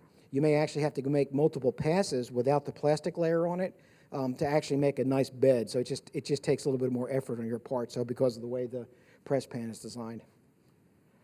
This is homemade. It actually works great. So the guy, if you're a good welder and you've got some toolbars sitting at home and some things to throw up on a 3-point hitch, he took pictures at an expo of several different units, and he came back and he did this. And it really does a nice job. It may have cost him $50, to do this. So, but he's a welder. So if you got the skill, like I said, the original plastic layers were built by farmers. They said, hey, I think I can do the following, and so that's where a lot of this stuff came from. So this is just another innovation. So, and it was clever. It worked well. So I'm not going to say it didn't work well. This worked really well on a flat. If you have a very flat area, something like this works really well for you. If it's hilly, this won't work well for you. He had a little bit of contour changes in the soil, and that's where this thing really fell down. But, for the $50 or $60 he invested in it, and it was mostly time, it worked pretty nice, pretty well. There are plastic layers for small growers, even smaller growers. They could be used in high tunnels. So we have, and if you go like into the Johnny's catalog or, there's a couple other companies that sell it, but this one's a mechanized version, and it's actually a plastic layer, and it works okay. So, but this is also this is can't think of the name of these tractors. Say that. Yes, thank you. So, but the nice thing is they make all these different implements that go on the back of it. This just happens to be the plastic layer. So you could buy, this can also have a rototiller on it and some other implements. So this will pull up a nice bed, especially on a very friable, loose, nicely, tilled soil. This one by hand. I've tried to do this by hand, and these two guys make it look easy, and it's not.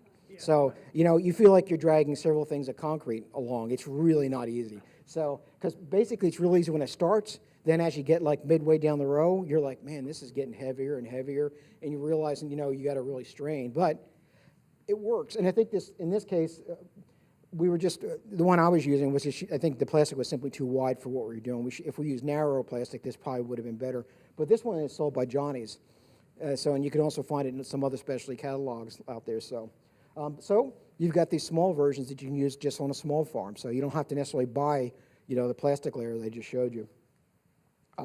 Obviously, when you've got the plastic, you've got to get the plants out there somehow. And for plastic, we've almost always depended on simply using transplants. That's always been the mainstay. But we've got some implements now that actually work real well for direct seeding, and I'll show you to those in a second. But this is the typical transplanter, and these transplanters cost $2,000 to $3,000 depending on what you're going to get. These are the water wheels. This is what makes the hole and puts a little bit of fertilizer solution in it. You almost have 2 or 3 people in the back of it simply dropping tomatoes or transplants into a little hole that'll go down, and the machine sort of firms it around the soil. So this is the tried and true way to do it. It can be done by hand. Obviously, it's a little bit more time consuming to do it. There we go. This is just doing it by hand. This is a jab planter. This is just a note, but honestly, when I do small plots like this, or small areas, I use a long-handled bulb setter. I'll go out with a tape measure. I'll mark where I want my plants, and then I will go through with a long-handled bulb setter and just make the holes. So it's a little bit larger typically than I need, but it works really well. So there are automated systems now. This one's from an Israeli company. This one's from I think they're from Uzbekistan.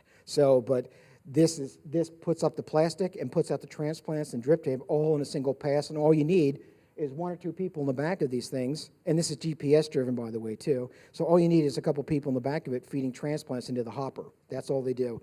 These things are probably, I'm sure this is a $50,000 or $60,000 piece of equipment, if not more. I think the only one that's commercially available is this one. This one is under development, at least according to their website.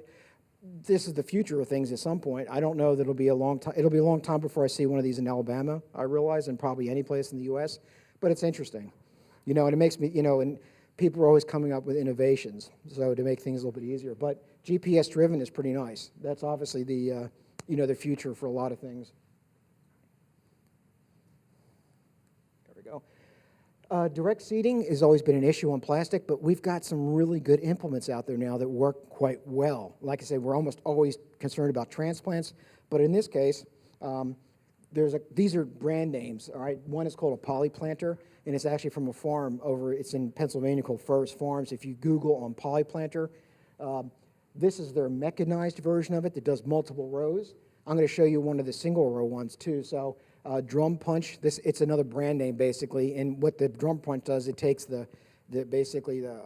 you've all probably seen some of the more high-end seeders are all vacuum seeders, so it takes the vacuum part of the seeder and it sort of marries it with this punching device. So it's sort of clever. Dibble planters, that's not a brand name, but it's a type. But so we've got these that work pretty well. So some of the older systems that were used were cumbersome, and they usually involved either flaming or melting the plastic to make the hole. But these are combinations of precision seeders, so high precision seeders that singulate seed correctly, put it at the depth you need. So, but obviously they're a bit on the pricey side. If I'm a small grower, I use this one myself for small plot work. So this is called a Polyplanter Junior. Again, I'm not getting a kickback from these folks, but it's one of the more clever units I found that I can direct seed large seeded crops onto plastic without a whole lot of problems. You can buy the whole kit from them with all these nipples on it. They open up. It actually, if you've ever seen a cotton planter, or a seeder, that's sort of what this is based on. But all these nipples are removable, so you can actually change the spacing on this. You can buy the kit from the farm, and I think it's for everything, for all the different spacings and the spacers and the things that help you adjust seedling depth. I think it's about $500. Now, it may seem like a lot of spending your money, but seeding equipment's expensive. And if you want something that's really precise, you've got to spend it. And honestly, this is a really nice entry into that kind of thing. Because some of the crops we work with, like arugula and lettuce, the seed's horrible to try to direct transplant. That's why we usually use to direct seed. That's why we usually use transplants. But this opens up an area, that gives you some options to do things. Now, I will say this, with this, the Polyplanter Junior, I have not had a lot of success with small seeds. It works great on watermelons and corn. Basically, once I get down to cucumber seeds and smaller, it has issues. It'll start double seeding or some other weird things will happen. So, but I think that's just, there's actually a second generation out there now. The one I've got is one of the old generations. So the second generation ones are supposed to be better, but I haven't played with that one yet. So, but for entry level into this, compared to if I were to get in a precision planter, a large scale one, I'm buying a monosem planter.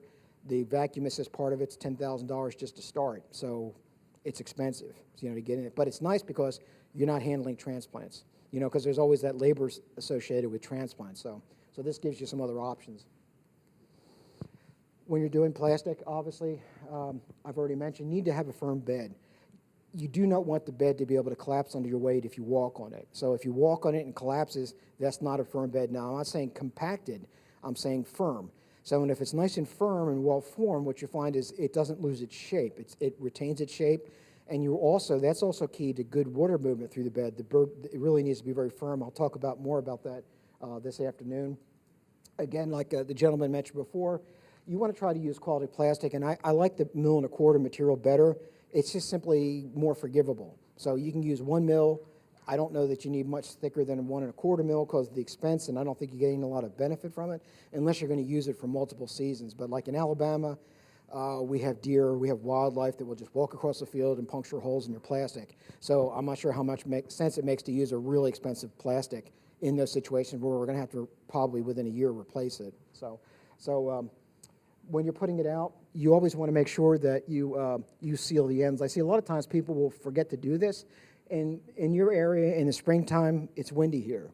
So wind will get under these rows and it'll lift the plastic up and pull it off. So this is just just to tuck it around. And also, when the drip irrigation tape, you don't want to cut it right at the end of the bed. You always want to leave a pigtail. You want to leave 15 to 18 inches extra. That's sort of like, that's extra room for you in case there's an issue. And I'll talk more about that with irrigation, but what you typically find is you have to flush the ends of the drip tape out periodically because soil and silt will accumulate in it. And so if you have this little pigtail at the end of it, that's where all the soil and silt will accumulate. It won't accumulate next to a emitter next to the plant under the bed. So this is just sort of a cheap insurance thing. All right, this is a bedder.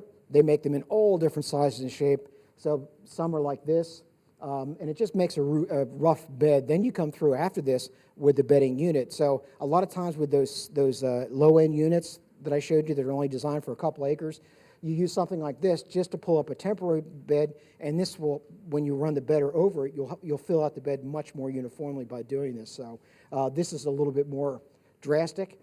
We see actually a lot of these in Alabama, this type like this, so it's pretty heavy. So, but they work great, and it almost looks like your finished product. Then usually right after this, the person with the plastic is going to follow that. So on a sandy soil, that's definitely the way to go, and you're going to form a much tighter bed with that. You could do the same thing with disc killers. Oh, that's the next one. This is what it looks like when you don't fill out the bed well. Remember I said the problem, if you don't have a nice crown on the top of the bed, water's going to settle on these plants. And the wind is also going to force that plastic to move up and down and actually damage the sides of the plants. I'll show you a picture of what that looks like. But what you're seeing on here is abrasion. It's damage simply from the plastic flapping up and down. You never want to see this. The beds need to be fully filled out, and that's where those pre-bedders come into come in handy. On your soil situation. Everybody's soil situation is a little different. Everyone's management is different. You can use the bedder with no plastic and no drip tape on it just to form a pre-bed, or you could spend the money and do something. Oops. There. You could do something like this. You can also, come on, there we go. This is what the damage typically looks like when the plastic, you can get damage on plastic in two ways. Either from physical abrasion, so you never want to put the plant right on the plastic, the edge of the plastic, just simply because that plastic is going to move a little bit, and you can actually damage, just cause an abrasion on the side of the plant. The other thing is, if you plant a transplant that might be hardened off and ready to go into black plastic in the summer in Alabama, you'll cook it. And that's actually what you're seeing here is more damage, just simply you've cooked the stems.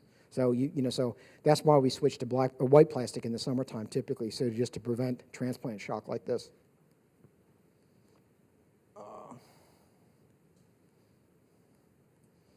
Just doesn't want to advance. Come on. Oh. Thank you. All right. Can you go back? All right, now go forward. I thought there was another slide in between that, but yeah. Thanks. All right.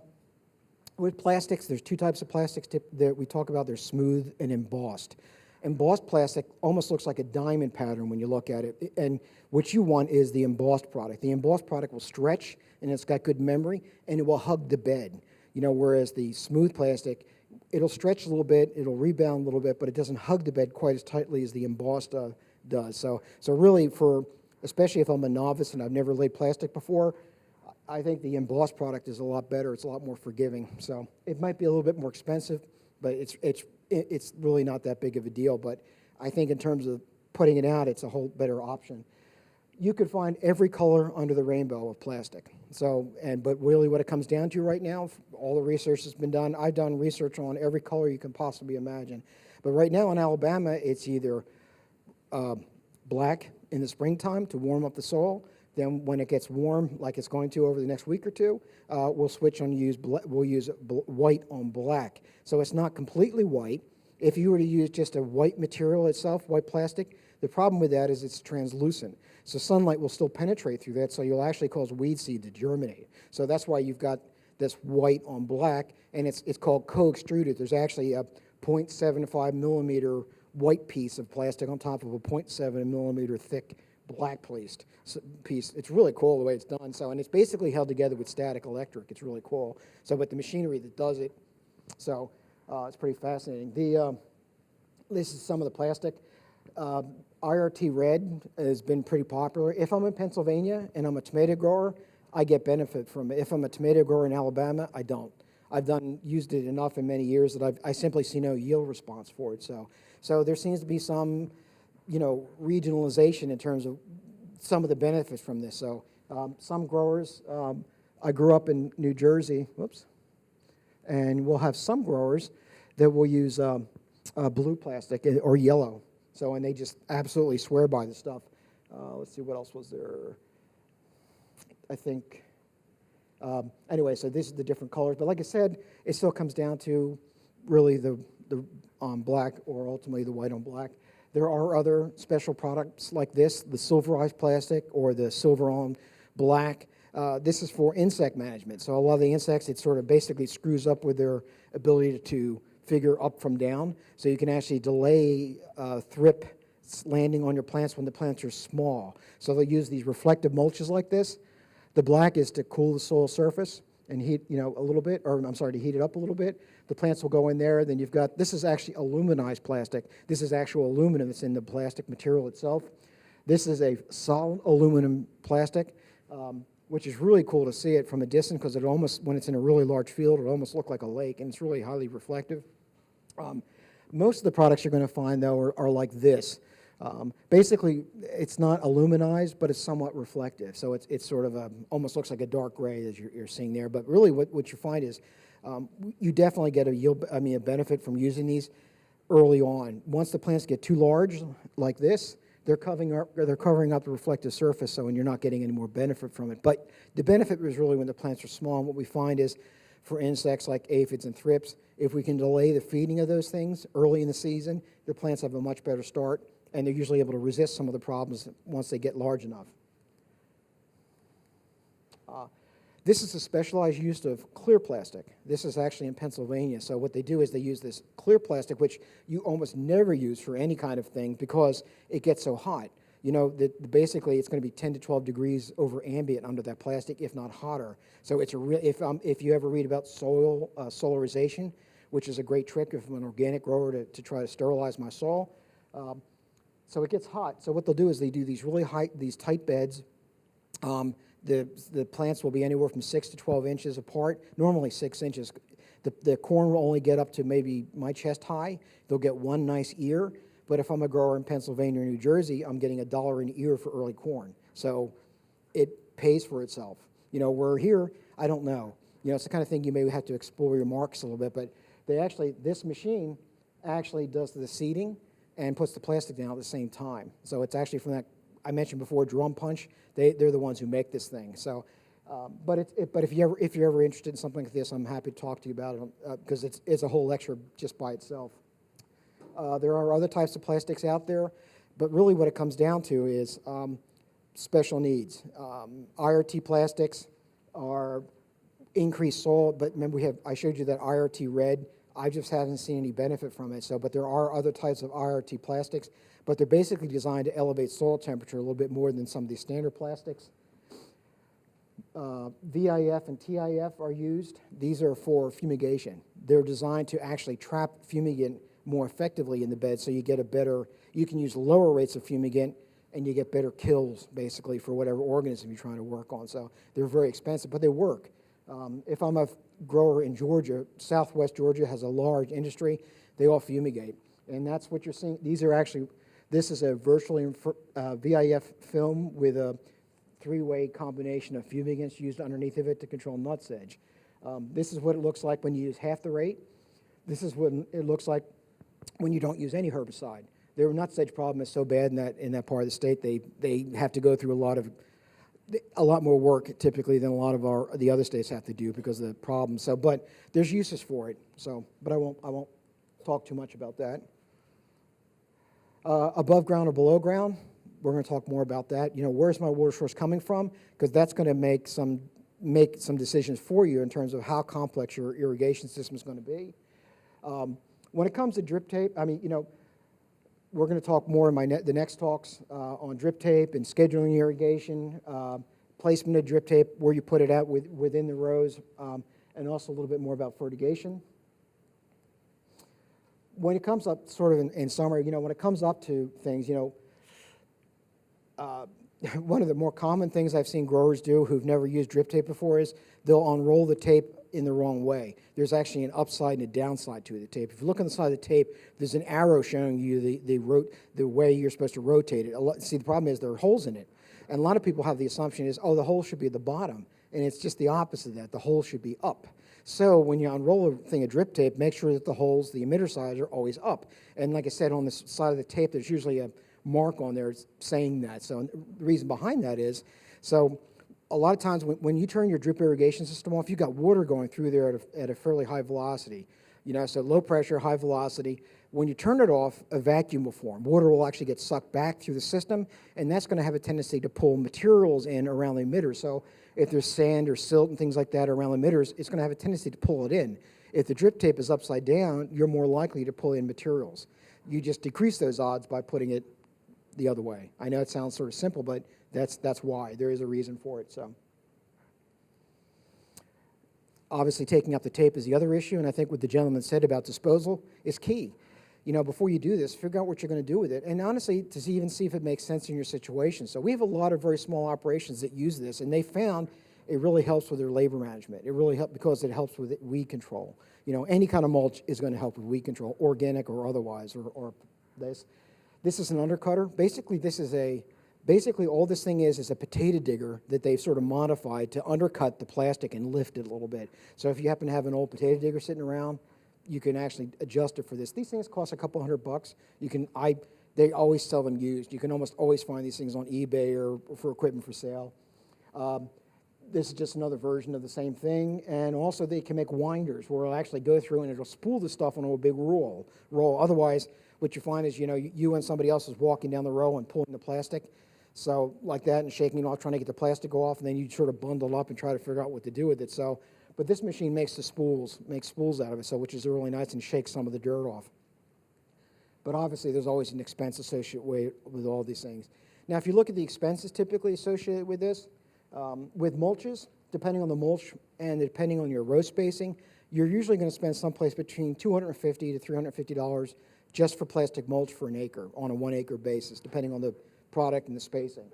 For drip irrigation, it's going to be someplace between $300 to $350 an acre, and that includes most of the materials that you need, not just the drip tape, but also all the little parts and pieces that you need, and I'll show you that stuff later on this afternoon. So, so combined, you're going to be spending another $600, $700 an acre, but it should be well offset by the potential of that double or triple the yields that you would normally have got. That's the thing that obviously attracts growers to using this technology. So you've got to know your situation. You have to know your costs. Does it increase the yield? Does your increase in yield and quality justify the expense that you're adjusting? And like I said, for some crops, for tomatoes, bell peppers, I would say almost emphatically it's probably going to do that, so especially if I'm retailing it. Whereas some other crops, some of the leafy greens and things like that, so you've got, this is cabbage on plastic, so organic cabbage, so actually a newer grower in Alabama. But he realized that his break-even point, since even though he's wholesaling, so he's getting enough benefit from using that plastic just simply from the weed control effort in organics because it's so challenging. It makes up for that difference for him. So you have to really look at each of your particular situations, see if it makes sense. You may find that you do a portion of your acreage on plastic and some of it not. And that's okay. Everything doesn't have to go on plastic. But again, you sort of have to understand your situation. Oops. That was my last slide, but any questions or comments? Yes, sir. How does it work with sweet potatoes? I've actually done it, and it's terrible. However, I will, and reason, it's just, they don't like the heat. So honestly, and we did it just with actually a disposable plastic, a biodegradable plastic that was supposed to, basically we looked at stuff. The question was, how does the plastic work with a crop like sweet potatoes? So we actually did a little research in Alabama with it, and we were using a biodegradable product. It was a 30-day, 45, and 90-day. So we thought maybe this would work out okay, but our conventionally produced sweet potatoes always outproduced it. And we measured soil temperatures, and we think it was just really, it was more of an effect of soil temperature than anything. But anything else is pretty much fair game. Yes? Joe, when you are laying drip tape with your plastic mulch, you must anchor the drip tape before you start off, or it will not unroll at all. Yeah, and I was going to bring that up later when I talk a little more about the installing stuff. But he's right. It's if you want to see something funny, it's not putting enough pressure on there and then seeing that drip tape just disappear and fly down that line, and then you trying to find it. So then you realize that I just need to start my row over again. So yeah, normally when you put this stuff out, you're going to have a person on either row, either end of the row. You have a person on the tractor, and there's usually somebody riding the tractor, like on the bedding unit. But the person at the one end of the row is going to stand on the plastic and usually hold the drip tape while the tractor starts off. Then once the tractor gets going down the row, the pressure comes off that and you can let it go. That's when you want to seal up the end so you have it nice and sealed. Then gets to the other end, the guy cuts it, leaves that little pigtail of plastic out there, and then you turn around and you start doing the other side. So, but yeah, that's so true. I've seen people try to do it with weights and cinder blocks. Honestly, it just helps to have hands. So at that point, because if you have to get what you want to, you can do this stuff really quickly, but most of the times if I'm running the tractor, I don't want to have to get off the tractor, anchor the plastic and the drip tape, get back on the tractor. That just takes too long. So you just need hands. So if you have a big family, so that helps, or if you got some friendly neighbors. So any other questions or comments? A question for you and a comment about the sweet potato. I would like you to expand on the height of the base. What the difference, you have several pictures of different heights. Mm-hmm. So I would like you to expand on that. And on the sweet potato, I agree with you in the south that is a lot hotter. Black plastic will work. But up north in Canada, they use black plastic. Yeah. In the middle, like here, I've used white. Yeah. So but I have to see it. Yeah, we had some interesting problems with it. So, but again, I like the idea of it. So, but that's interesting about Canada. So, with bed height, basically the question was about bed height and about other things about the sweet potatoes. But in terms of bed height, higher the bed is better. But what you're going to find is you're going to hit a maximum height depending on your soil type. That's the sandier the soil is, the easier it is to have an 8-inch high bed. The heavier the soil, the more clayey the soil is, it's going to be half that a lot of times. So sometimes it depends on the tractor you've got pulling it, how well you can get it. The loamy soils tend to be someplace in between that.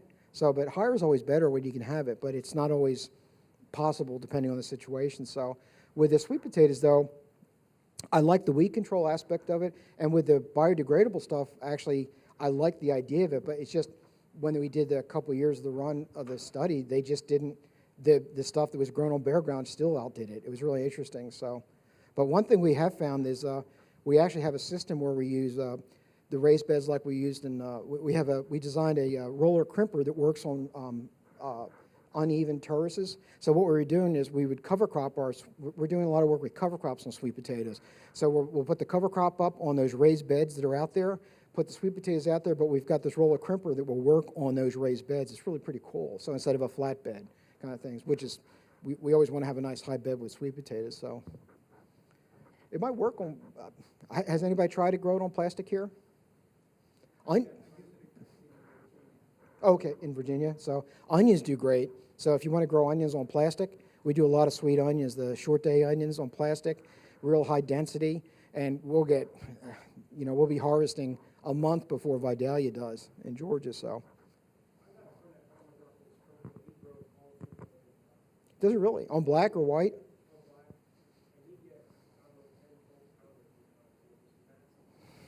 That's impressive. So.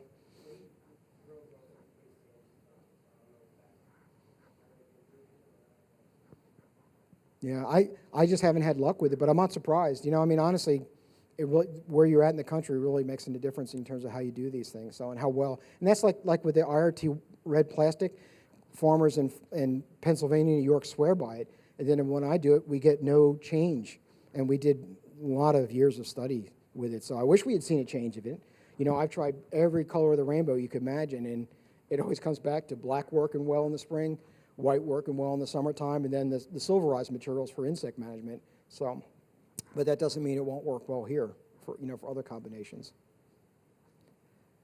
Anything else? Oh, I'm sorry. Her and then. I have a comment, so if that's okay. Sure. So I'm going to put on my farmer hat with our cut flower farm in St. Louis. It's really small, so we can't run tractors like that. You know what I mean? So when we like to use the plastic mulch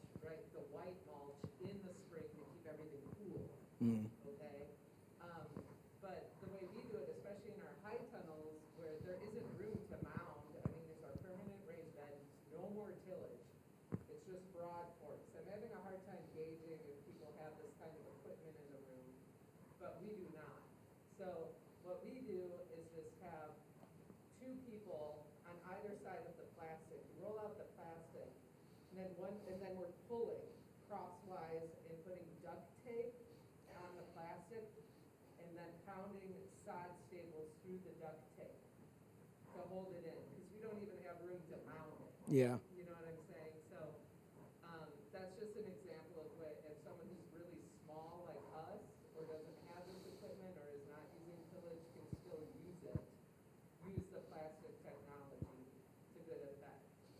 I've got another picture I'll show in my talk later. It's really cool. The guy came up. He basically takes his plastic and he cuts it in half.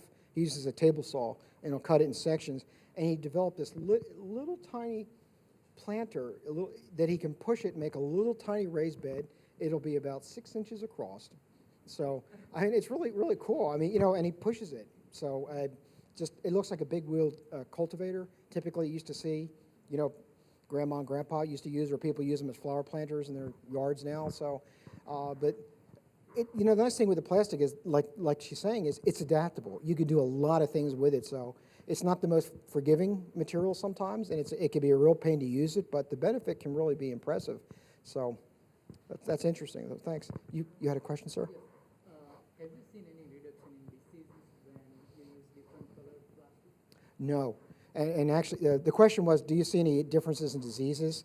And actually, we had a pathologist on our, and we were working mostly with tomatoes and then the sweet potato study, but with tomatoes and some of the other crops, we didn't really see any differences. So we do see a difference with and without plastic, you know, so especially on early blight, tended to be worse with no plastic, just probably from the soil being pushed up on the bottoms of the plants. So anything we could do to keep those plants, and that works with just a standard mulch, organic mulches too. Anything you could do to just prevent soil splashing onto the plants seems to help, so, at least in Alabama.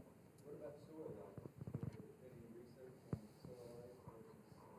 Because I always notice when I pull the plastic out, there's lots going on. Oh, yeah.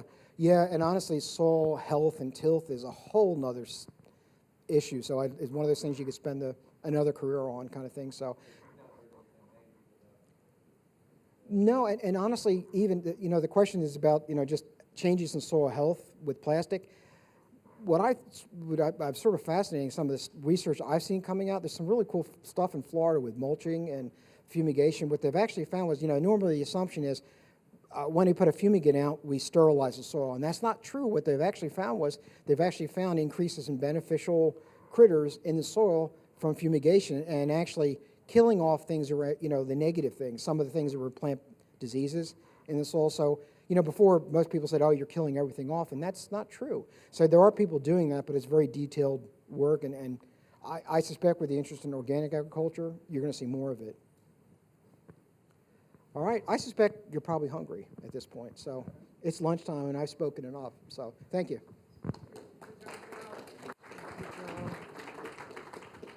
All right, thank you, Joe. Okay, we got, so the winner, go ahead. Susan very kindly donated the refractometer back because she already has one. There you go. So we have another chance at the refractometer. So again, Joe, a number between 1 and 29. 17 is a good number. 17 is Chris Olages? Olages, thank you. Okay. Do you need a refractometer, Chris?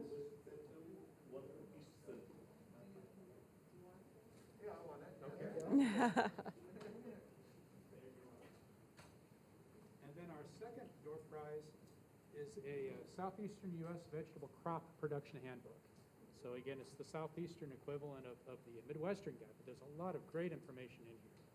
And again, Joe brought this for us. So Joe, a number between 1 and 29. 3. Stephanie Gregory. All right. All right. All right, very good. Okay, well, let me kind of go over how lunch will go. So we will bring the entrees to you. Silverware is being passed around now. But there's a lot of great local stuff in our lunch today. So let me read to you where that's coming from. The ground beef will be coming from Garrett Family Farm. Mushrooms are from Missouri Mushrooms. Tomatoes are from Breaker Berry Farm. Lettuce is from Lee Family Farm. Spinach is from Nature Valley Farm. And the strawberries for dessert will be from Breaker Berry Farm. Ranch dip will be from D&D Smoked. Broccoli from Harmony Hill Farm. So with that, David, we're going to do drinks right over here so people can come and choose their drink. Is that right? Okay. Okay.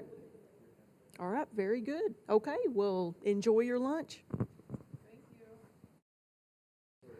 I'm Robert Balick, horticulture field specialist in Jasper County, Joplin area.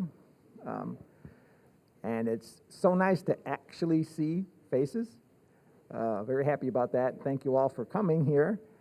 We have some folks joining us online too, so we want to keep moving and on schedule. Our afternoon speaker is Dr. Rick Snyder from Mississippi State, I keep on trying to say Missouri, Mississippi State University, okay? Beautiful part of the country. And if you ever get a chance to go down there, stop by Mississippi State University's grounds. I know some groundskeepers there that are very proud of their grounds on that campus. So this afternoon's talk is going to be Dr. Rick Snyder, and he's actually commercial high tunnel production specialist, nationally known. So let's give him a hand for this presentation coming up, and we'll take questions too.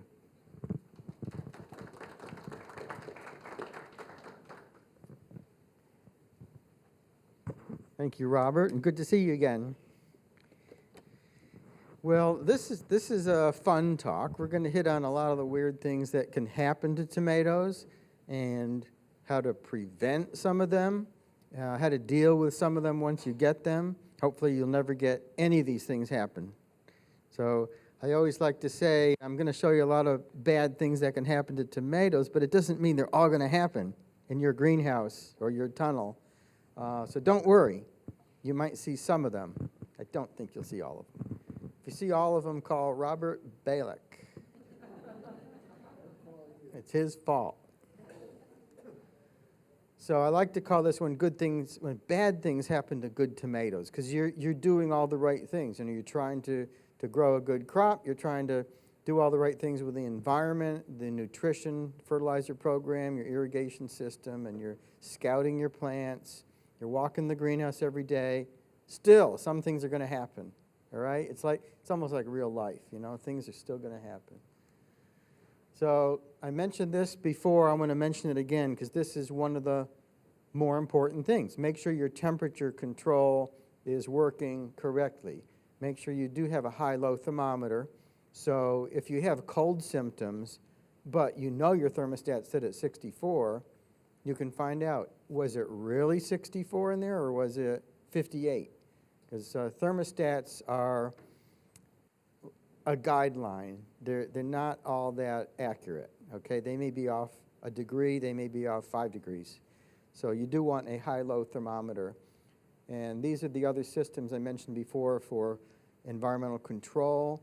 You want to have something for cooling, you want to have stuff for heating, you want ventilation, the fans, and the horizontal airflow. There's also vertical airflow fans. It just depends which way they're blowing. So they're either blowing horizontally or they're blowing vertically down on the crop. So either one will work. Crowding. I mentioned this before too, but this is important. A lot of problems happen when you crowd. And the take-home notes on this is that if you put more plants in, the yield per plant goes down. The yield per greenhouse stays the same. So you can buy more seeds, fertilizer, and grow more plants and get the same yield out of the greenhouse, or you can just do enough for 5 square feet per plant and get the same yield, but more per plant. Same yield per greenhouse, more per plant, but better quality. And it's the quality that counts because you're getting your best price for #1 quality. Anything that's a cull, you're either selling it as a cull for half price or some reduced price, or you give it to your in-laws. You know, doesn't look pretty, but it's still edible. Okay, water quality is important. Just like the water we drink, we don't want to drink water that is contaminated. We don't want metals, heavy metals in it, lead, iron, arsenic. We don't want that stuff in our water. We also don't want water that is that has livestock in it, like bacteria. We don't want living things in there like E. coli and all that. So we want good quality water. The tomatoes need good quality water, and you can't tell by looking at it.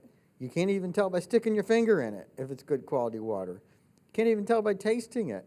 But if you send it to your lab, and every state has a lab or several labs, they can analyze it. When you send water to a lab, make sure they know it is for greenhouse tomatoes. You're not testing for potable water.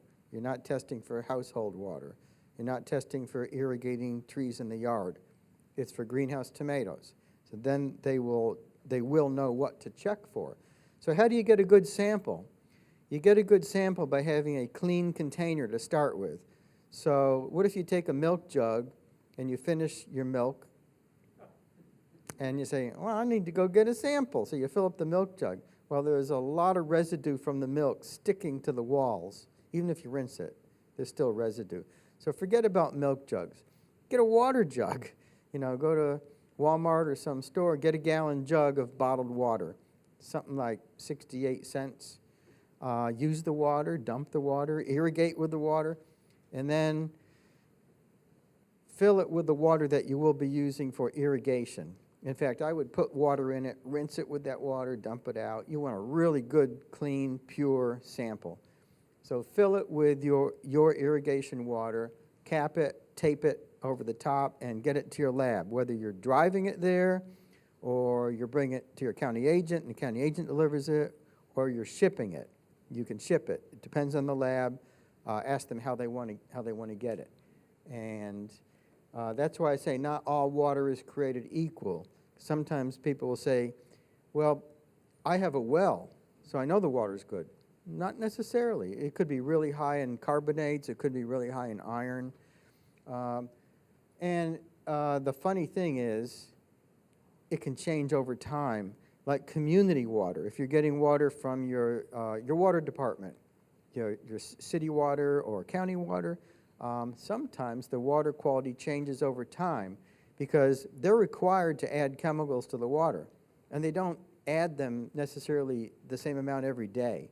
I mean, some things might be once a week or once a month where they might put a big dose of something in there, and the water quality will go up and down for different things.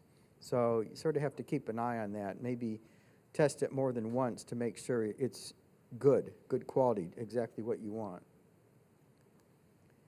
I mentioned this, so I'm not going to go through that again, but you do want to take tissue analysis, and after you do, you get a report, something like this. This is a real new one our Mississippi State lab did, and it comes back to the producer, and we also send ours to copy to the county agent in that county. You probably do that here too.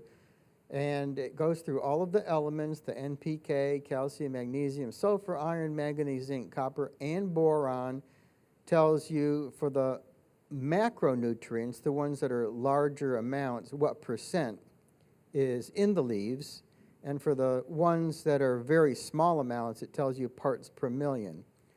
So the results are here, and then the acceptable range is here. So like this one had 5.2% nitrogen. The range is 3.5 to 5. It's a little bit high. It's not outrageously high. It's a little high. When it's a little high like that, I might see vegetative shoots coming out the end of a flower stalk. You ever see those? You have a flower cluster, and at the end of it are more leaves. That's not typical growth, but if there's too much nitrogen, tomatoes will do that. And so on with everything else here. It shows you the amount. It shows you what it should be. And you can very easily go through and see if something is high or something is low. Some things, when they're a little high or a little low, it doesn't make a lot of difference. Some things, if calcium gets too low, that's when you'll be getting blossom end rot. You know, if potassium's low, you may lose some flowers. The flowers may not set well. They may drop off. If nitrogen's low, you get a light green color on the plant all over, top to bottom. If it's really bad, it will be yellow. And it won't just be yellow at the top or yellow at the bottom. It'll be pretty much everywhere. So we'll look at some additional things that can happen. Maintain your equipment.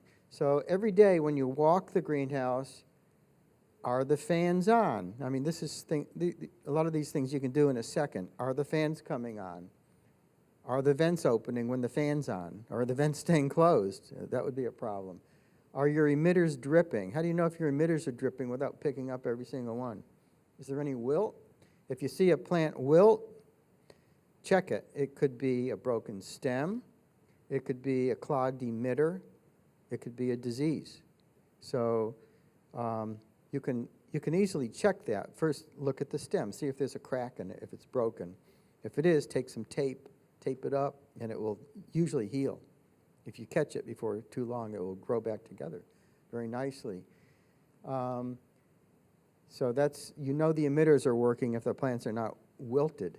The injectors mix your fertilizer, and the pumps get that fertilizer water out to the plants. Only use vented heaters in a greenhouse. Only vented. That means you have combustion of a fossil fuel, whether it's a diesel oil or propane or natural gas or something else, and that exhaust has to go either out a stack through the roof or out a stack through the end wall. It has to get out. You don't want to leave any exhaust gases in the greenhouse because of carbon monoxide and ethylene. Both of these tend to work together to cause damage to the plant, but the worst thing they cause is flower drop. So what happens if all your flowers drop? You just try to sell the leaves, right? It doesn't sell for very much. So there are vendors, you've probably heard of them, and I've heard of them, that say, well, their heaters are 100% efficient, so there's no exhaust. Really? It's not possible.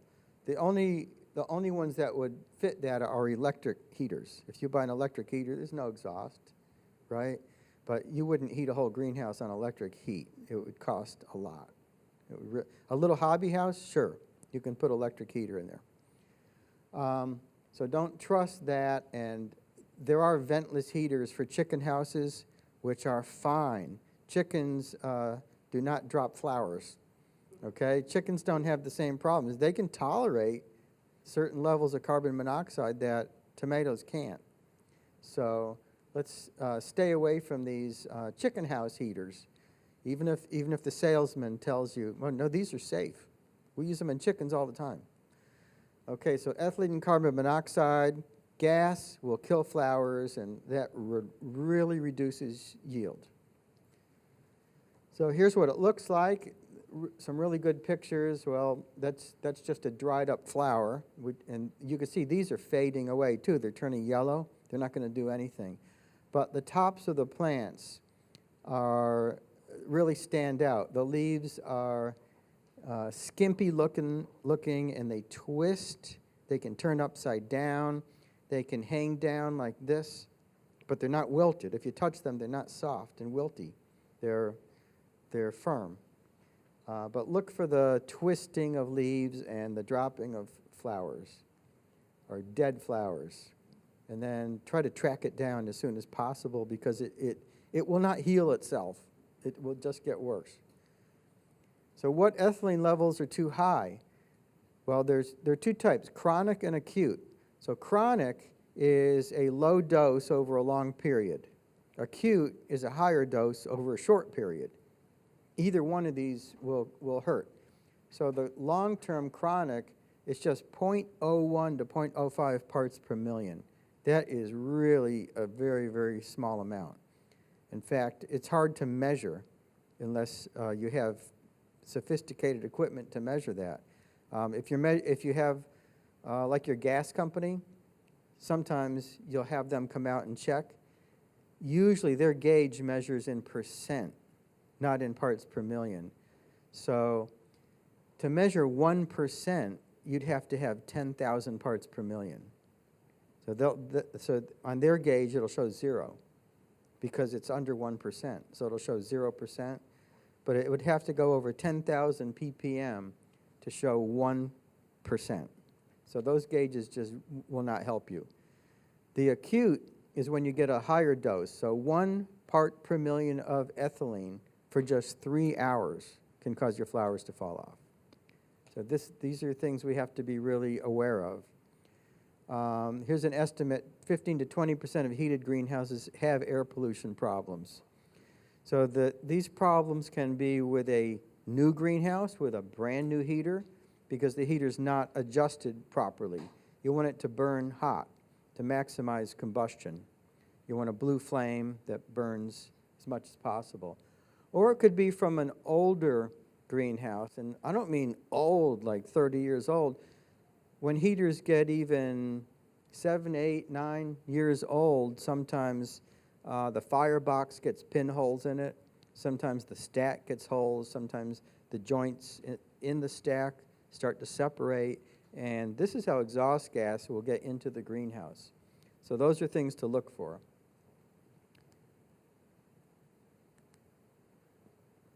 So here's a common scenario. Grower installed a new propane heater in the fall. Supposed to have a heater. Didn't know about venting, or was told he didn't have to vent it. So within a few days, tomato leaves start to droop, but they're not wilty soft, they're just drooping. That's epinasty. And the root system is fine. So it looks like wilt, like you might think bacterial wilt, so you start looking for symptoms of bacteria, and they're not there. Flowers fall off, upper leaves twist. So that's something to be aware of. Okay, now humidity. Does it ever get humid in Missouri? No? Never? Okay. All right. Humidity in the greenhouse. Perfect humidity. Okay, if you can accomplish this, then you're really, really good. 70%. So set your greenhouses on 70% humidity. You can't do this. You just can't do it. So since we can't do that, we just have to know how to deal with it. In humid climates, you're not going to be able to do it. Transpiration is the process of water passing from into the roots, up the stems, and out the leaves. And all plants do this. They transpire. So it's the movement of water. And that water goes into the air. So a lot of the humidity in the greenhouse comes from transpiration. And the rest of it comes from evaporation. If there's water on the floor, if there's water on the leaves, like in the morning, condensation, there's water on the plastic, and then it evaporates. That's more humidity in the air. So it's coming from both places. The reason that tomatoes transpire is to cool them. So suppose it's 85 degrees in the greenhouse. They're passing water through their system to keep the plants cool enough to function properly. We drink water, and it helps cool us too. High humidity and low air movement slow down transpiration. So if it's already really humid in there, transpiration is not as effective. It doesn't happen as much. So the plants don't cool themselves as well. So that's not good. And low air movement reduces transpiration. So that's how plants can get heat stressed. High humidity, low air movement. So that's why a lot of times we're talking about not only ventilation with your exhaust fans, but the horizontal airflow fans. Keep the air moving. And a way to tell if you have enough air movement, look in the greenhouse. Are the leaves moving a little bit? Are the strings hanging down and moving a little bit? That's what you want to see. You always want to see some movement in there. So humidity. So sometimes you go in a greenhouse and in the morning there's moisture on the fruit. Usually it's in the morning. And or moisture, when you look up at the plastic, you see droplets of water on the plastic. Well, that's not good. It means the air is saturated. It's 100% humid. You can't get any more humid than 100%. Even in Mississippi. Maybe in Alabama you can. Feels like it. one of the problems humidity causes is disease. And if you can avoid disease, it's way better than trying to eradicate disease. If you don't have a resistant variety to this, this is called leaf mold. It's the actual name, leaf mold. Makes yellow areas on the top of the leaf, and right under each yellow area, it's tan, brown, and fuzzy. If the variety says C5 resistance, it has resistance to this. So older varieties don't, newer varieties mostly do, but I would check that. And there are other diseases that come from high humidity too. So what do we get with high humidity? Lower yield, poorer fruit quality, poor fruit set. The pollination is not that effective because it tends to clump in the wet air, and that makes it heavier. You know, one grain is not that heavy, it'll float in the air. You get 20 grains together and they're heavy and they drop. So they don't pollinate as well.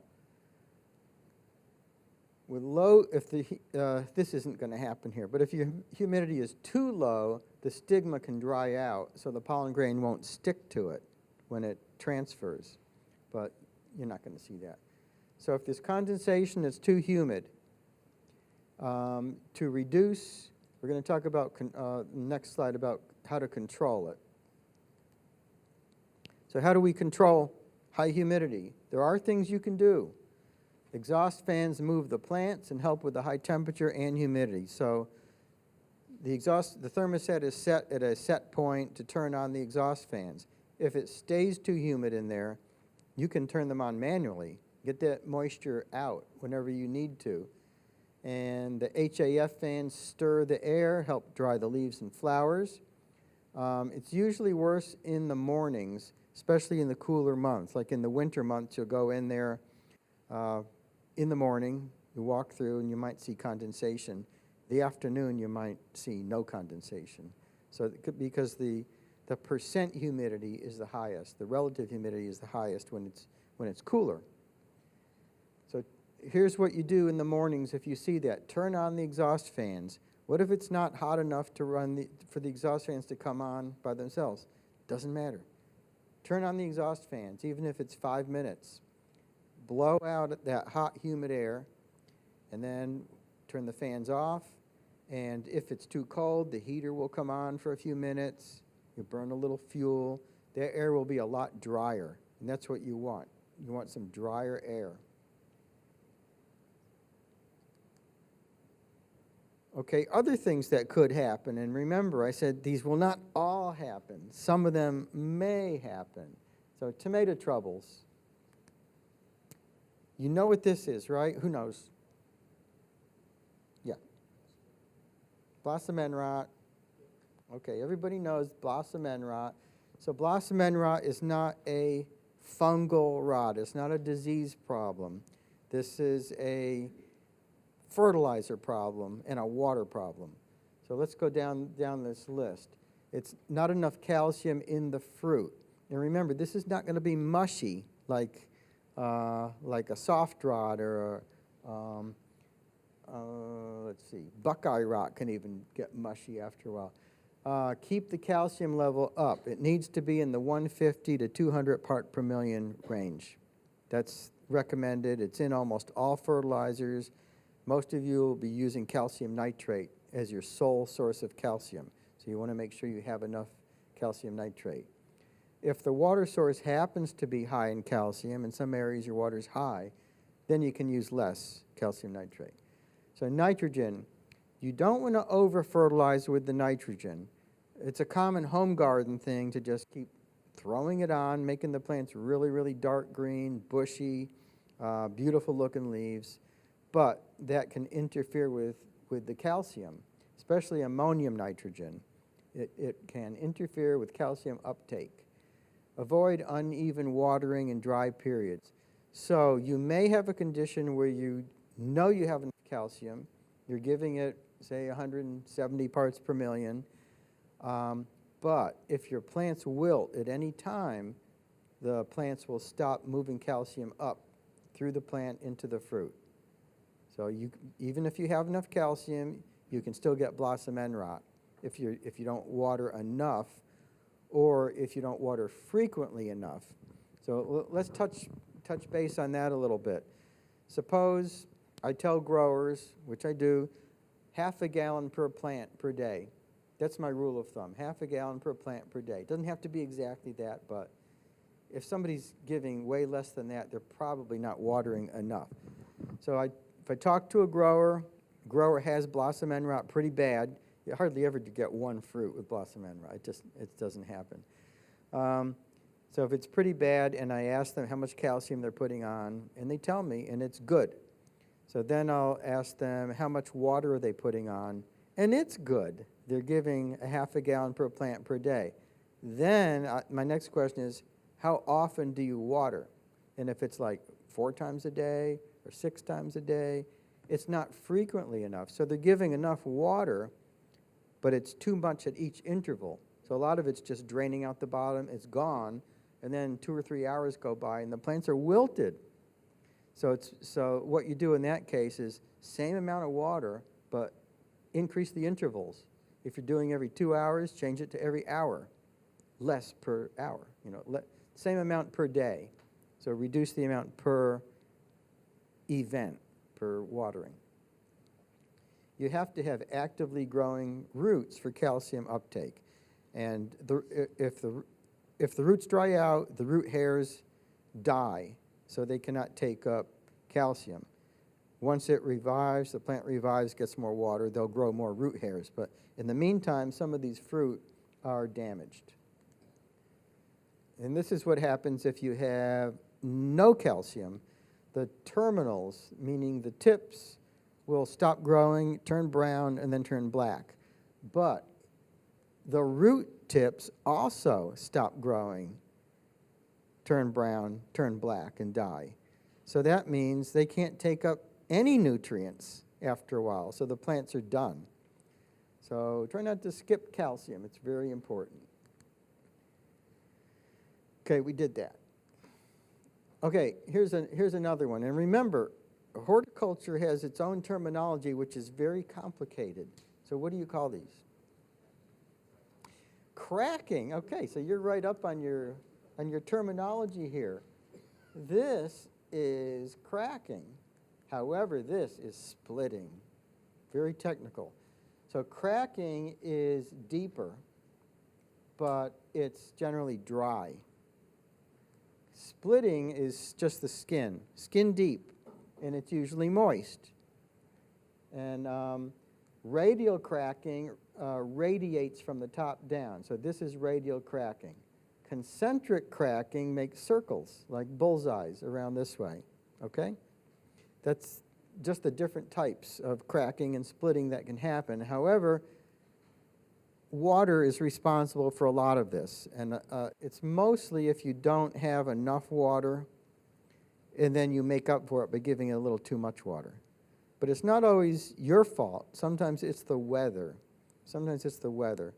So suppose you're getting good sunny days and the plants are getting enough water, and then you get a few cloudy days in a row, you're giving them the same amount of water, but it's too much for the plants because they're not transpiring like they were before. So this can cause some cell bursting, and you'll get some cracks and splits. So that's the main thing. Temperature, low temperature can also affect this splitting, but you don't want to go under 64 anyway because of other reasons. How about this pretty looking crop here? What do you call that? Cat facing.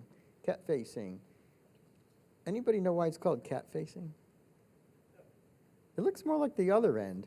But anyway, just a thought popped into my head. Okay, cat facing are irregular, malformed fruit, dimples, crevices, cracks, holes, splits, but they're in the bottom, or the bottom, and it can go beyond the bottom sometimes if you have a lot of trouble. It's usually cool temperature. So like outside in the field or in the garden, it's usually the first tomatoes that form on the plant because they were put in early so you could beat your neighbors or whatever. So the first fruit will have a lot of cat facing, but then as the season warms up, you might not see any more at all. It can also be caused by very high temperature. So just keep that in mind. But it's usually the cool temperature early season or the thermostat set too low, like at 60, and then you'll get a lot more of this kind of fruit. So you can eat it. You can cut off the bad parts. You can eat it. You can't sell it. I wouldn't try selling it. Leaf roll. I was talking to somebody during lunch about this, leaf roll. This one is not a disease. Now, there are some diseases that will make the leaves curl and roll. There are some viruses. But this is one that you see more on older leaves, closer to the bottom of the plant.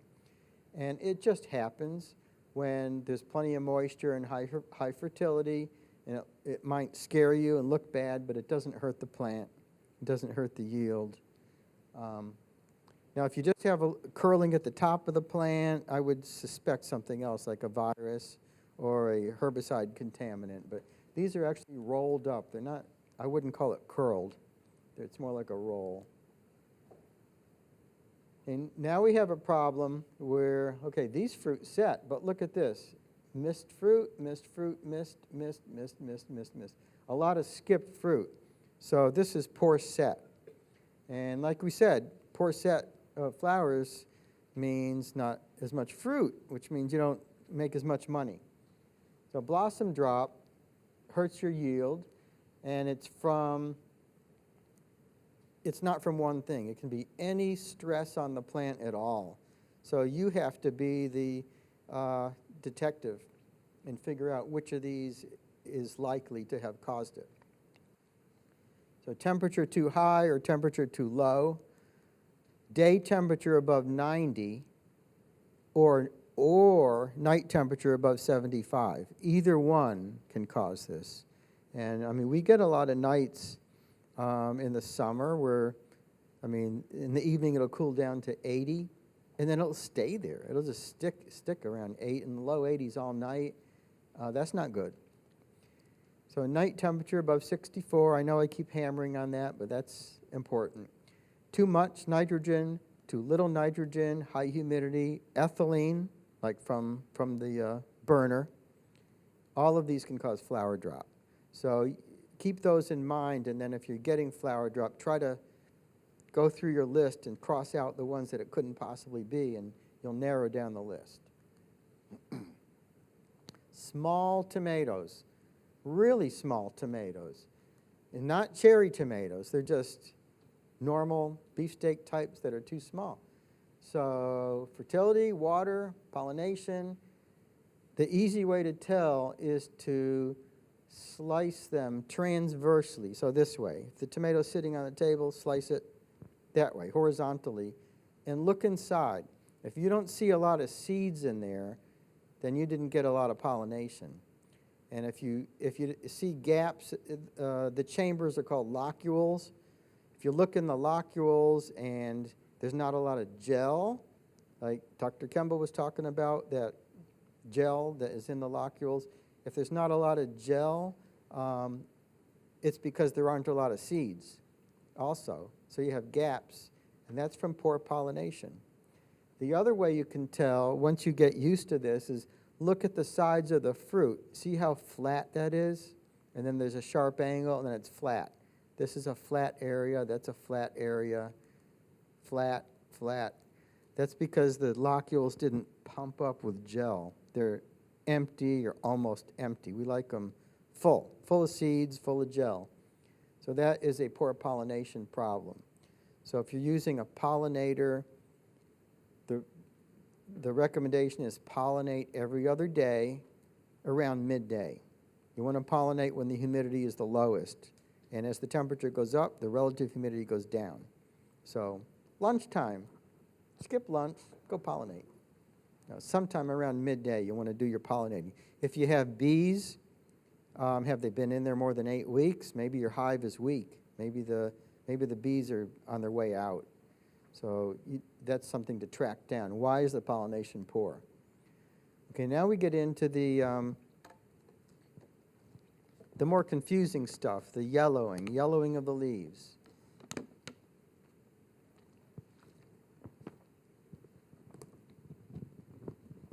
Okay, so we're going to talk about different kinds of yellowing, and I'll try to keep this organized so it doesn't blur up in your head. The first type is interveinal. So interveinal means between the veins. So the veins are green, the space between the veins is yellow. Interveinal chlorosis is what it's referred to. So if it's the upper leaves, it could be iron deficiency or manganese deficiency. These are the most common if it's only at the top of the plant. The rest of the plant looks good. The upper new leaves have some yellowing. If it's lower leaves or halfway up the plant, probably magnesium deficiency. And from just years of experience, it seems to happen after the fourth cluster is set. A lot of growers will say, my plants were fine, I just set the fourth cluster, now I'm getting this yellowing. Is it at the top? No, it's down at the bottom. Probably magnesium. Now, what if it's not interveinal? So if it's just light green or yellow all over the plant, the nitrogen level is probably low. That affects the whole plant. If it's just the bottom leaves and they're totally yellow, not interveinal, just yellow, sickly looking, they're shaded, and it's called senescence or aging, old age. So they're not producing anymore. You can snap those off. It's not going to hurt a thing to snap off yellow leaves at the bottom. Next, we have disease, and the most common that will cause yellowing are early blight or target spot. And to people who grow tomatoes, these look the same, and they're so similar that you don't need to know, is it target spot or is it early blight? Now, the pathologist will disagree with me, but he's not in the room now. He's over there. So they can tell them apart. I can't tell them apart. I don't think you can tell them apart. So they form small brown circles on the lower leaves.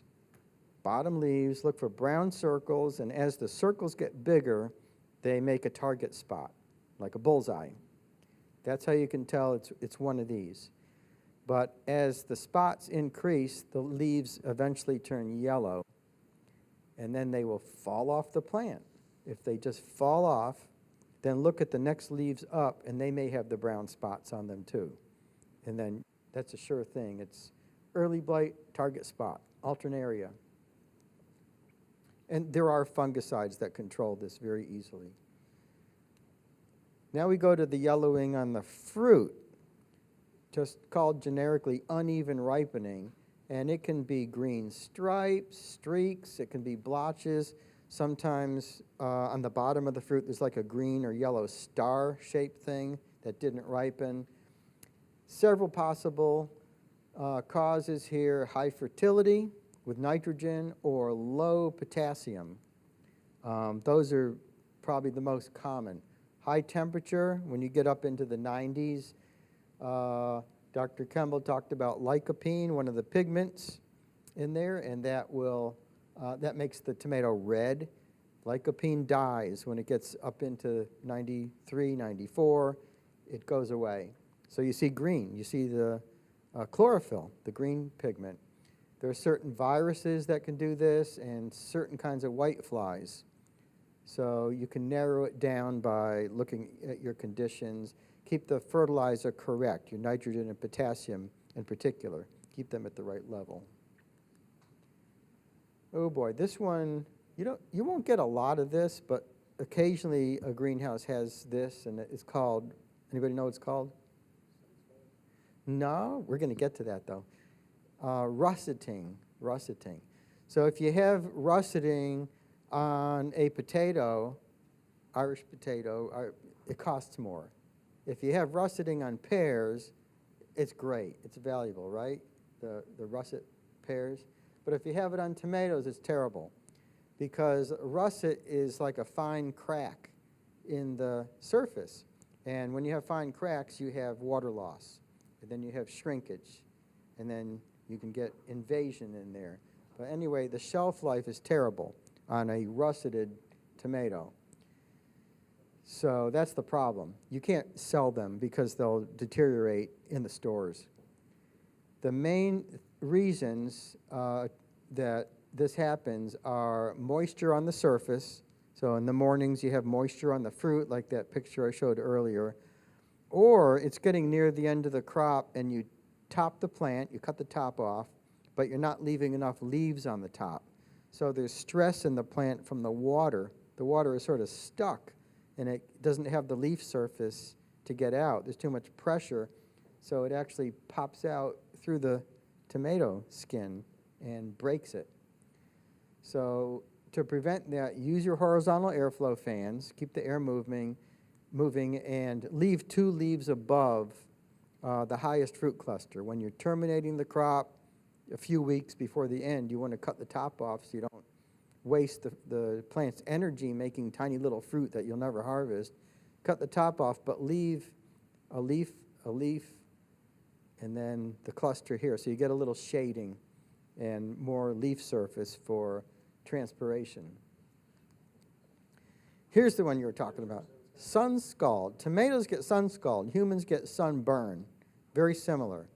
But don't put SPF 50 on your tomatoes, okay? You can't sell them like that. Yeah, 20 is good. White blister area on the fruit. It's typically on the upper part of the fruit. Why is that? Yeah, that's where the sun hits them, right?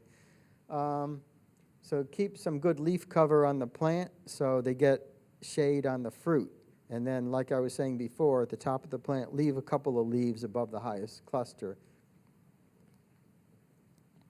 Wilting, we talked briefly about it before. Wilting can be either a disease, which is called biotic from a life form, or abiotic, physical damage. This one had physical damage. See, there was a break there, and you can take florist tape, which is sticky on one side, and wrap it really good, and it will usually grow back together, unless you wait a week. You know, if it's broken for a week, forget it. Or if you don't happen to have some, does anybody have duct tape? Ever hear of duct tape? Any kind of tape, if you can tape it up so it'll hold together, you can put the string in there too to help support it. It will usually heal over. So you can save the top of the plant that way. Now we're getting into the more rare things. You may or may not ever see this, but every year a couple of growers call me with this weird problem. Bumps on the bottom of the leaf and sometimes on the stems. They're like warts. It's like a warty growth. But if you cut it, there's nothing inside there. It's plant tissue. It's not like an insect gall. So this is from cooler temperatures causing edema, more in cool and humid conditions. So that's just edema. And this is another thing, humans can get edema on their skin, but it doesn't look exactly like this.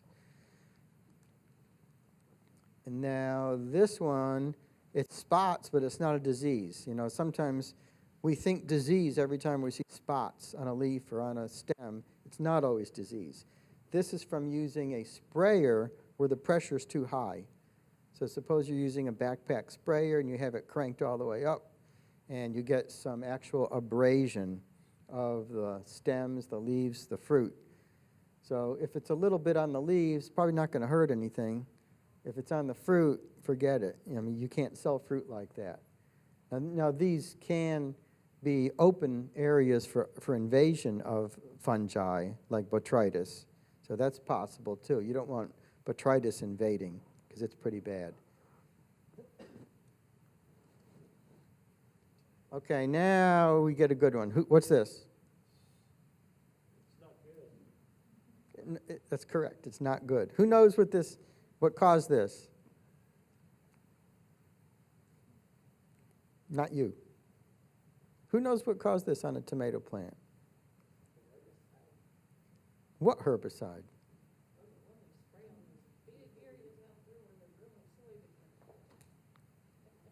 Anybody want to?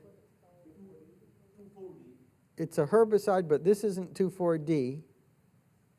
2,4-D would make the twisting, but not the yellowing like this. If not, then it is virus. A virus? This one isn't virus. Anybody want to? One more guess. Not you. Ramon's looking, and he knows what it is.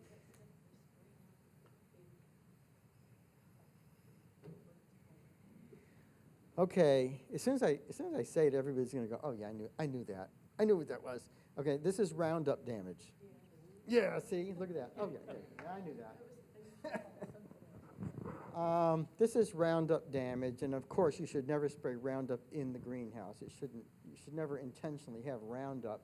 But what can happen, several things can happen. One is you can use a sprayer for, I mean, you shouldn't, but a person can use a sprayer for Roundup in the yard, fence rows, around trees, and then forget it had Roundup, and then, oh, I have whiteflies in my greenhouse. I better put something in there to kill the whiteflies. Same sprayer. And then spray it, and then, uh-oh, there's Roundup residue. This will happen. Kills the terminals of the plant. So it's bright yellow at the growing tips. And it's not just the top growing tips, it's the side shoots. So you have a nice green plant, bright yellow top, bright yellow side shoots. But that's Roundup damage. Yes, question? So we have a question down here because if it's Roundup, why doesn't it kill the whole plant? And the other question is, if the sides are up on the high tunnel, can you use some outside herbicides in there?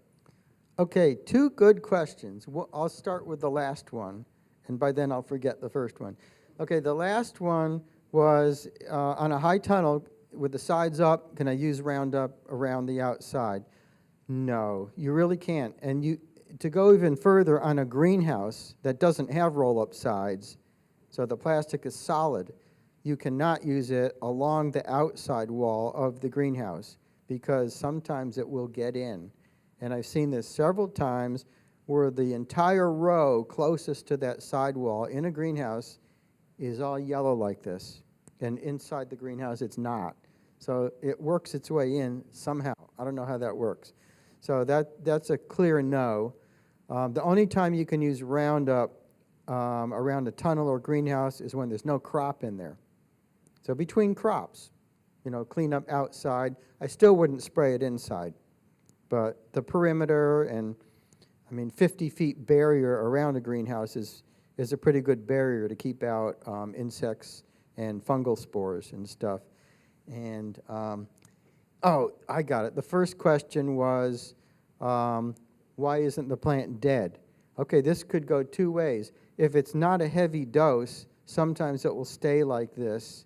And if there are if there are shoots still trying to come out and it's a light dose, they might be okay. But if it's a heavy dose, the plant is going to die. If all the terminals are killed, the plant's not going to grow anymore, so it's not going to produce anymore, and it's done. So you don't want any Roundup near your tomatoes. Roundup is not labeled to use in the vegetable garden. It's not labeled to use in the greenhouse. It's not labeled to use on your growing crop. It's labeled for fallow areas, unless there's something new on the label. That's the Roundup story. And then here's some good advice, like if you want to keep pests in the greenhouse over the winter, you can put your house plants in there. Sometimes your neighbors have their plants out on the patio, and it's going to get cold, and they know you have a greenhouse, and they say, would you mind just keeping a few of my house plants in your greenhouse tomato production house that you earn a living off of? And the answer is no, because there might be pests there that move right to the tomatoes.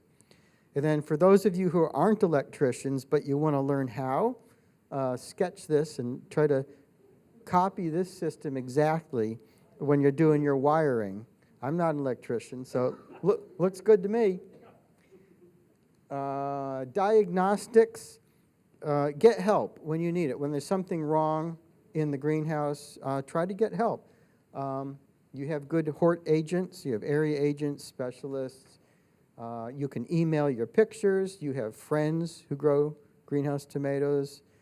Just try to get help wherever you can. And the sooner you diagnose it, the better. You don't want it to get any worse. So this, I mentioned this one this morning, and there's the Spanish title if anybody needs that. And then you also have this.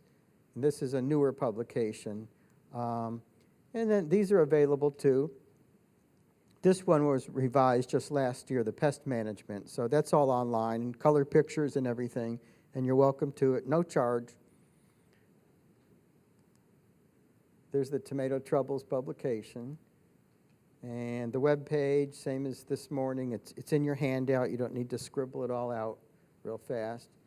And DVD set, if anybody wants a previous short course, just send me an email. Don't forget the dot there, Rick.Snyder. And like I said before, be a worrier, check everything, check your EC, check your pH, make sure there's no wilting in the greenhouse, look for insects, look for any kind of critters growing and thriving in there. Turn some leaves over. When I walk in a greenhouse, like the tour tomorrow, you'll notice I'll go up to a plant, I'll grab a leaf and just slowly turn it over to see if there are whiteflies on the bottom side. They like the underside better. So turn over a few leaves when you walk through. And there's nothing wrong with these. I just stuck that in to see what people would say. Now, I didn't bring anything to raffle, but I see Joe Kemble brought a laptop, so we're going to be raffling off the laptop.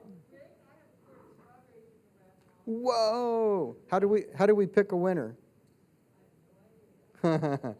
First one to the kitchen. No. Sure. Okay, I'm going to pick a number between 1 and 29. You ready? Everybody knows what their number is? Okay, 18.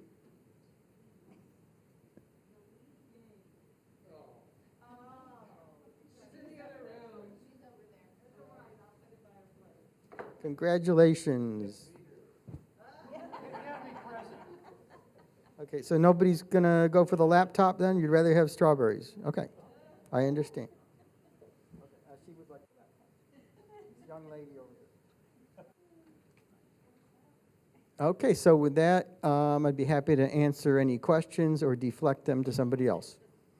Either way. Yes? Shade cloth. Okay, the question is shade cloth with a question mark. You mean use it or not use it, or? Okay. If you're growing tomatoes when it's too hot, you need to do something. So Mississippi is further south. It's a longer hot season. It's just too hot in the summer. So I always tell growers, don't even try to grow in the summer. So they grow until early June, and that's the end of that crop. And then the fall crop, if they're doing a fall crop, will go in middle of August. So they're avoiding the hot spot in there. But it still gets really hot in April, and starting in April and through May and early June, it is too hot. So you have to have exhaust fans. So that's number one. Number two, if you want to get it a little cooler, either use a shade cloth on the exterior of the greenhouse, because that way the heat that it stops will radiate back out to the air rather than radiate into the greenhouse. So you want a shade cloth on top of the greenhouse. Or you want a pad and fan cooling system or a mist system. Either one of those will help cool the greenhouse. But shade cloth is not that expensive, and you can put it up when you need it and then take it off and reuse it. You know, save it from year to year. On a tomato plant, I've heard a lot of different things about sunlight intensity. What's the real truth about how much, you know, because you're losing a certain percentage through, say, 2 layers of greenhouse plastic. Right. You put a shade cloth on there, does that affect the growth of the plant? Or is there, because I've heard a tomato only needs about 50% of the sunlight. Depends on, right. The question is, shade cloth, will it decrease the light so it's too low, and all the ramifications of that? You certainly don't want to put shade cloth up when there's not enough light. So you don't want it on the greenhouse like November, December, January, February, March. You just don't need it. When you put it on, it's because the greenhouse is too hot and there's way more light than the plants even need. A lot of it is being converted to heat in the greenhouse with something called the greenhouse effect, strangely enough. So you use it when you need it, and you take it off when you don't need it. That's That's the story with shade cloth. Question. Why do we insist on using black shade cloth versus white? Okay, why black shade cloth instead of white? One thing is the white doesn't last as well over the years. It degrades faster. So black is better than white. What's even better than black is aluminized or silvery cloth over the top, because of course it reflects more of the light away. But that's the main reason to stay away from white. It just it's not as durable. Very weak excuse. Okay. Yes. On your shade cloth, on your greenhouse, it needs to be about 35% shade. You go like 50% shade cloth, there's too much shade. So take 35% or less. That helps you. Yeah, that's good, and this depends on your latitude. Some of our growers use 50% shade cloth. Further south, the sun's even stronger, but for this area, 35 is good. So that's a good point. Yes? Is there any secondary effects of the shade cloths that protect fruits from sun scald? 'Cause I've noticed over the years that it doesn't take much exposure of the fruit in the field Mm-hmm. to the side of the tomato. So the If it's, say, a steady wind or something, pushing leaves off, you've been sun scald, it doesn't take much. right. Advantage to use a shade cloth to protect. So the question is, will the shade cloth affect sun scald?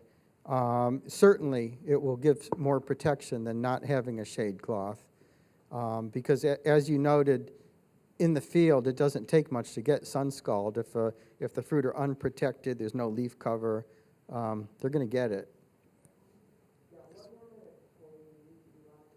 Okay. Is there one more question? I think we're done here. So thank you for coming, and thank you for inviting me.